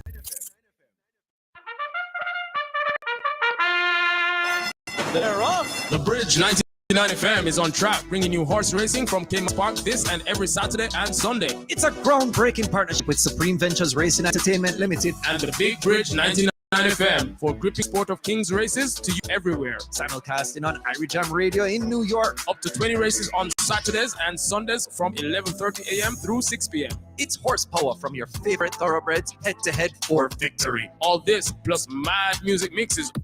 Sometimes some of them are rally back. Only on Bridge 99 FM to the world. The future of advertising to the diaspora and Caribbean markets resides only on the Bridge. Get on now. 876-669-5000. KFC, original, hot and spicy and barbecue. They call me the original, cut the hard way, no corners cut to live life the fried way. 11 herbs and spices. I wanna take a bite. I'm just thinking about a whole lot of pies there, yeah. This is the barbecue and the flavor and the taste, yeah. And we all like the place, yeah. With KFC, there is no winning flavor. They're all finger licking good. Order a meal deal or family night bucket today. KFC, it's finger licking good. This is Zion Store, and you're listening to my dad, the awesome Ragashanti, on Bridge 99 FM. Back in at the juggling, people, and I don't know the levels from Jamaica. The number is 876-676-4996, 876-676-4996. One more time, 876-676-4996. To the phone lines. Go tonight. Hello. Raga. Yeah, weird. And what you do up them time of night? What you do up them time of night, Mr. Combs? I mean, me a big man, me a get you 4 years old, me a picnic. Walk on. Walk on. All right, this me now. Yeah. This me. Yeah. Coronation Market. You know Coronation Market? Oh, yes, man. Yes, I've been there many times. Did you know that it's a big burying ground? Oh, I didn't know that. Explain. All right, Coronation Market is a big burying ground right down to bottom there. And when it starts full up down, then go Maple Cemetery. And then bulldoze it down, make market. That's why I little picnic that country. Me and my sister and my brother used to help people. They would go a train line, go get train. And me used to dump him, nearly kill them down there. Well, I nearly kill who down there? Enough of them. They have to come out, go sleep and rub up on this and that and Catholic, Roman Catholic priests go there about 2 weeks straight and walk and sprinkle water and bless you and walk and sprinkle and see they don't tell anybody, say, Mr. So. The reason why in your Coronation Market, when King George crowned, remember before them crown, no, there was Prince. So it was Prince George when he changed to King George now. Now the same Britain time they crown, so then give the coronation after the crowning. Oh. You look up you will find it, no? Look up on it. Okay. Somebody look up and tell me. Somebody look up and tell me, and maybe one good source, me talk on your mother will just said, oh, I'm not buy that. And about 6 or 7 person text him. I said, Mr. Coons, grandma tell me, great grandpa tell me, and the man come back and say, boy, you're right, you know. Him never come back and say, who never come back and said, was it Dr. Orville Wilbur? The man that never say, boy. No, the one for Aja, was it Dr. Orville? Was it Dr. Orville? Orville, was it? Never come back and tell you. Huh? Mr. Mullins. Oh, Mr. Mullins. What name? Mullins? What first name? Clive Mullins. Oh, Clive Mullins. So him never come back and tell the people them correct him and thing. They mean I just text the GCM and tomorrow morning come back here saying things to me. Him never said nothing. Me no fool around them, you know. Oh, what you no fool around Aja? Yeah, me call them, but me no interest. Me no remember point and come off. Me no beg them. No, all right. Well on, you have to be careful in brush and paint everybody over RJ. There's a lot of wonderful people like Emily and those people. No, hold on. Me not hold on. Me shield, sit on me shield. Listen me shield. Nice. Me shield go by internet and find out everything of me tell her. Yeah. So she knows how to like me I tell her. Okay. So it's him alone, it's just Mr. Mullins alone, not him alone, right? Friday birthday, you know. We're Friday and Friday come. Friday gone with Miss Shield's birthday. Friday was Emily Shield's birthday? Friday. All right, the next time you talk to her, you tell her, say, our friend Ragashanti say, happy belated birthday. Just remember, you know. Do you mean? Yeah, just say, right. Emily and Miss Shields, I talked to Ragashanti one night, and Raga said, must tell her happy birthday. Tell her happy belated birthday. All right. Dopey lick me, you know. Dopey lick in your head. When Dopey lick in your head? Dopey give me one Saturday night. Oh, with the backside, yeah, tell me. Dopey backside over. Hold on, lick your heart. Which two are with the hand of them foot? With a most hand of foot or something. In my brother's house. Yeah. All right, listen, my mother died 1974, January. Yeah. The funeral of the same week when Sister P win the local election. The day when she have the vote in a go and choose that when we are building with the vote. Yeah. All right, so why Saturday night and night and things so on so good way. Yeah. So the Friday night now we don't make the vote and thing and maybe make that good sleep and drink 2 doses. Right. And I go down in my yard for the mattress we use to sleep and I prepare together. Well, the mattress where your mother used to sleep and go down for that mattress there. Yes. After on the bar for area. All right, go and talk, yeah? That's young and strong. They don't hope down there. What about hope you know? I mean, they don't hope and double and tie. You got me go up about 35, 40 change from the time that you got my brother. When me go no, he let me in my chest no. But I know me sit down with. Me can't go up the mattress. I right anyway. Me go by that. Me lean up here. One time come, my 2 sisters, my big sister, and my Sumara when Sumara me. You throw away the final bed and rock about at 1 o'clock. Me feel that me cramp up and somebody lick me to a bar. Lord Jesus, oh, me dead. And my sister grabbed me and said, what brother, what? And me kind of conk out like, and me say, give me white home, and what problem that pull out Canada, and me both one of them, and me wet up me head. And my hold me, Mr. Hold on, and me revive. But hold on, so what you did feel when the thing connect? What you feel something knock you, or you just feel tired or what? Or you did feel faintish? But me lick out, man, me conk out, me think me dead. Which part of it? You feel something licking on your head? Top side, my ears can up on my left side. Top side, your ears can up on the left side? Yes, go, you know what, question on the crown. And me bar out and my sister jump up the small one. Now, hold on, which part?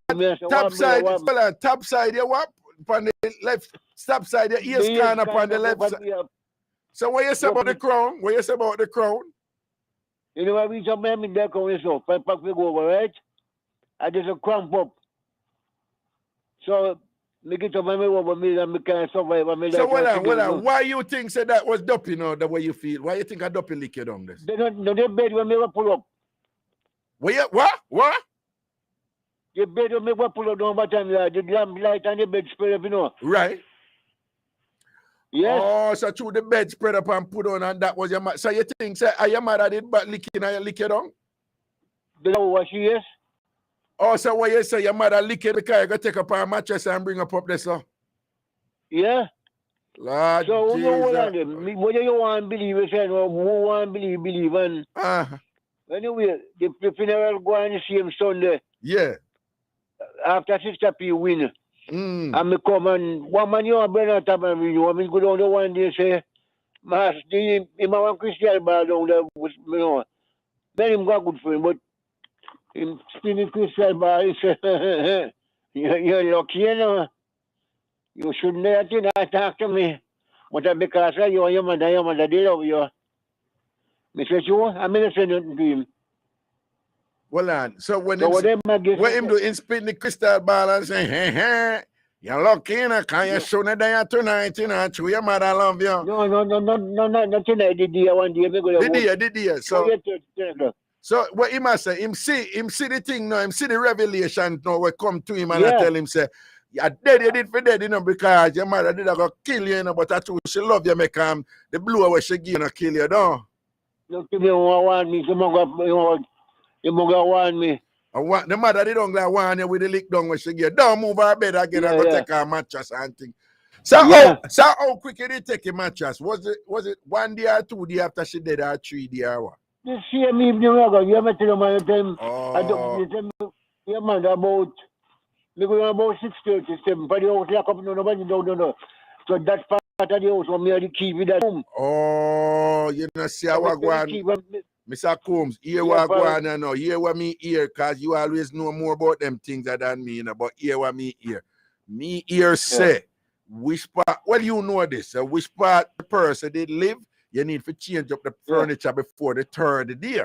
Because when them rise, you want to confuse them. You need to change up the third furniture so the place looks strange to them.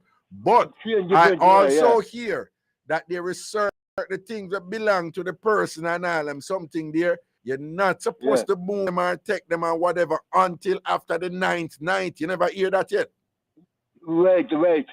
Right, so it look like you're going to move it. It look like you're going to move your mattress too quick before your mother did chaddan, Mr. Combs. That's why she backs down your cloth. Then I'll sleep on me and my sister probably Saturday night at 9 night now. No, but you should have sleep where you used to sleep before. If she did still alive, you'd have sleep somewhere else without her mattress. You're out there. Your mother dead and you're going to take up a mattress. You're going to take up a mattress. You see him there. You're lucky she never cap a claw you. Eh? Raga. Eh? You tell me what I told me, you know, so me go right now, you know. I told me that time. You take your mattress too quick, man. You take your mattress too quick. So the bed, the 3 bed full up. So when I know if you sleep, I say, boy, I'm make you, we sleep, and make up your mattress and put that ground. Put that, we spread in that, when I move that ground. Me know, but you touch your mother mattress too quick, man. I make she get bringle and box down your cloth, man. Where you gonna touch your mattress so quick for you? Out there, Well, I tell you, man, what me say, me the father, me said, that is that. Well, my wife did it in November 19, 2003. And me carry clothes go parlor and me spot in her room. And me don't do nothing more. Me don't give no ear, no curtain, nothing. And what? My wife did it in 2003. And me carry clothes and everything go and me spot. Right. And me don't do nothing more. Just get me clothes and thing. And until now, me sick, but under that kind, me sick of arthritis. Okay. But your wife never come back and trouble your body? Why enough time me give say convincing them, me say go and where I go. Well, enough time what? You come and say one thing, you know what I'm about. Okay, yeah, okay. So your wife come back and want to start out and thing and whatever, and you dream and you tell her, go on. Go, man. You say, go and where I go. Oh, so she really come back for look at Duke Kings then? Believe me, man, me not take no words, but you the one you know, time ago. Yeah, time ago, yeah. Me used to go for EMC, me never have the park, I used to go for him now back to market. Yeah. So, say if we're 5 o'clock, so we used about 5:30, 5:36. Yeah. And me dream now, so me go for her and she buy everything that you do. Yeah. And put her car back and say, she not go with me now, she go out. Yeah. So me jealous now, me say, where you go? Like you say, I go to Raga. Yeah, yeah. But it's like an Indian man I go with, right? Yeah, it's a Raga Indian name too, you know. It's an African name, but Indian name. So she go with Raga and thing, yeah. Yeah, one. So what time you come back? He say 5 o'clock. Yeah. So what time you say you come back 5 o'clock? And Raga, both the time cash party to play 3 times a day. Yeah. In the morning, 12 o'clock, 5 o'clock, both 5 o'clock. Then 5 o'clock, number 5 play. But 5 a thief. 5 a thief. 5 a thief. 19 play. 19 hour. 5 a thief, no. No, but you man tell me someone come in 5 o'clock.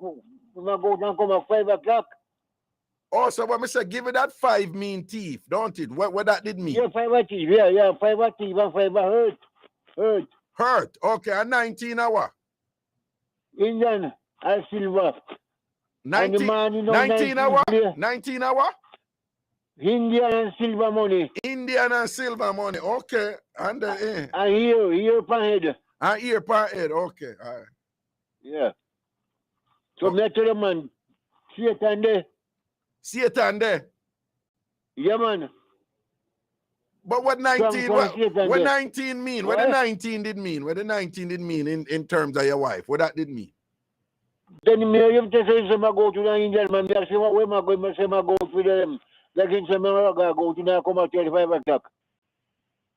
So the man is Indian, you know. Oh, so well, I dream. You did I dream this, right? Then I dream it. He said make me go for my market, man. Okay. And he said buy the market. He want give me and put in a car. Right. But what on? So when I say what you think the dream reveal? Like since she did already dead, what you think the dream did I tell you? Say? Then I dream give me to buy number 5. Oh, okay. So you buy number 5 and win? Me not buy nothing. Okay. And the man in 19 play at 3 times a day. You have to 8 o'clock, 12 o'clock, and 5 o'clock. Well, them time there 3 draw a day. Today, nothing about 5 draw a day. Them have now. 6 them have now. 6. Lord Jesus, 6 cash pot draw a day now, don't it? Them have about 25 games for the whole day. Lord Jesus, a big gambling I go on in Jamaica, don't. Yeah, man, money time. Money. This and that and that. Me say money time every 15 minutes. Okay, Supreme Ventures I make a whole heap of money and thing down at Jamaica. A whole heap of money, man. Boy, life funny. Look how long the people them did I do drop hand, what them call Japan or Jamaica, and them Japan, say it's illegal and I take set upon them and know that it's legal and all them something there. Look on the money where I make. But Mr. Combs, big up yourself and thanks again. Glad to hear your voice here. Yeah, all right, but remember, I forget Emily the matches for me here. Yeah, man, definitely, man. Tell her happy belated birthday for me. Make sure you give her matches. All right. All right, Mr. Combs. All right, take care. Thank you. All right. People, I just want to say big respect to you and thing and whatever. You know, I say I like when the show laid back and the people calling and the meds them just juggling. I like at them vibes I like, you know. You know, necessarily if you kill up yourself and carry on and all these things and whatever, you know, you're just nice and easy. People. If you go hard for it nice, you know. If you kill up on yourself for it nice, you know. If you go on one bag of antics for it nice. You can't just take on the time, you know, and bounce it, you know, with some nice, deliberate so and so. And it can nice and sweet. See, sometimes it's even sweeter than when you kill up yourself, you understand, you know. It have layers them with them thing there.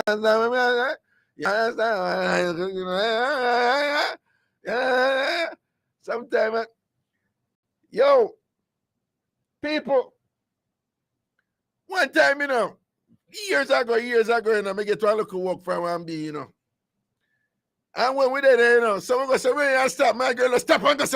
Next position, thing and I'm going to say, Ray, my girl, stop. All right, come on. All right, come over here, say, I say, hey, girl, quiet yourself for a thing. You know, I say, yeah, man, my head get, I want me to stop running up and down, man. And we are running up and down. No, true, me no want to get boring, Sato. Yeah, me no want a boring, Sato, but you can't take 2 juke and you jump and go over there, so 2 more juke and you jump and go over there. So 2 more. When we have to play stocky, and with the backside there, I just bill. No, me just think so me try nice up me thing. Me say Bill. Me ain't the one that run up and down. You tired me out and I know we not do nothing good yet. John. Oh God. Let me say, yo, boy, well, you know, all of the people who think said enough is good. Yo, one woman tell me say, the best sort what you have. I want man who want lick something where curve up. I said, what you mean? She said, me no know. Because when him see it and thing, me never did ever do it. And I'm like, oh God, and whatever. But you did nice. And when we do it and thing, me no know, him nearly mad me. I said, what? She said, no, it little bit, you know, but it curve up. And it just did that hit one spot right there. So listen to me, man. Listen to me. Listen to me. Enemy people take care of themselves. Me have a juggle right here now and thing. I don't know where the levels go. And whatever. Make sure so on a join, you know, on a join Ragashanti TV over YouTube. Join Ragashanti TV over YouTube. And that's the niceness there and thing and whatever. Big up on yourself, you know. Enough love and blessing. Stay safe. And thing, watching the head back. Nobody careless out to the head back and all these things. Cause we see some little juvenile out there move X, you know. Them are real monkey and things. So we just want to know just safe and balance upon a thing and make nothing to reach, you know, and thing that put yourself in a certain position for certain things reaching. All right. Manners and blessings and thing. Take care of you and yours. Don't afraid of no dopey or no demon and them something. Them can't do no nothing. You understand? I remember the saying, you know. If you water it, it'll go grow. Anything you water, that'll go grow. So if you water negative will go grow. Don't water certain little negative thing. Just water the positive and watch your thing balance up for you. Big up on yourself. Keep on the bathroom clean. Change on the shower curtain when time you get dirty and mucky down at the bottom. Don't keep it too long. Keep on the bathroom clean and all these things. And still do that something they want to sweep up the yard and thing and a dirt yard and make sure to sprinkle the ground first and all them things and whatever. Just remember when Master Raga reminding that the thing them scour the cistern and all these things. I wouldn't want to lice not in a fashion again, but if you see like a neat lice in your head and thing, you just know what to do. Nowadays, you don't have to use Vaseline and cursing oil again. You go to pharmacy and get a little thing and kill off the lice, the thing and whatever. We know it's a trigger foot not about again and whatever, but just give thanks and then just be careful on not disrespect God. And remember, God have a sense of humor. God must have a sense of humor. God must have a sense of humor. If you want incontrovertible evidence that God have a sense of humor, that God run joke. God must run joke. Why? He allowed the birth of L.A. Lewis. Good night, people.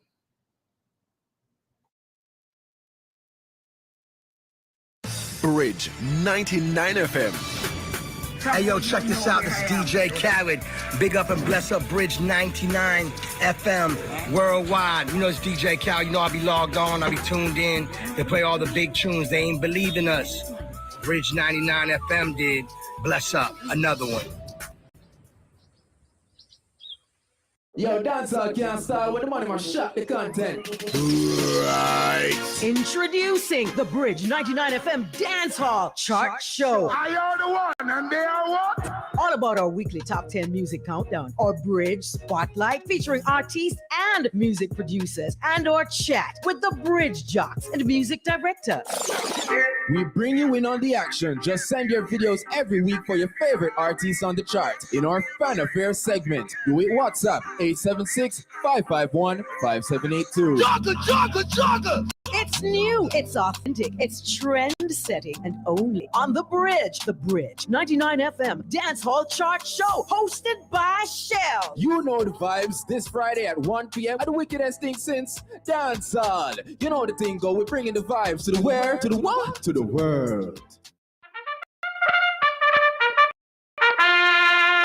They're off. The Bridge 9 FM is on track, bringing you horse racing from Caymanas Park this every Saturday and Sunday. It's a groundbreaking partnership with Supreme Ventures Racing and Entertainment Limited and the Big Bridge 99 FM for gripping sport of Kings races to you everywhere. Simulcasting on Irie Jam Radio in New York. Up to 20 races on Saturdays and Sundays from 11:30 a.m. through 6 p.m. It's horsepower from your favorite thoroughbreds, head-to-head for victory. All this plus mad music mixes. Sometimes some of them are rally back.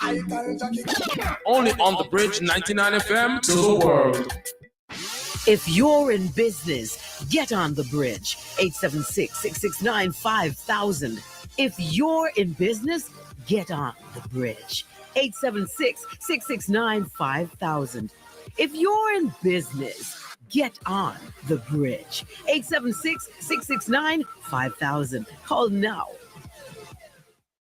Bridge 99 FM, live terrestrially in your territory and also online at thebridge99fm.com. Hey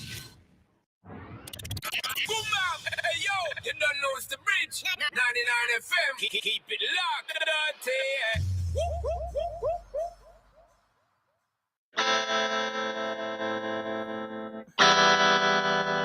Whoa, whoa, whoa, whoa, whoa, whoa, whoa, whoa, whoa.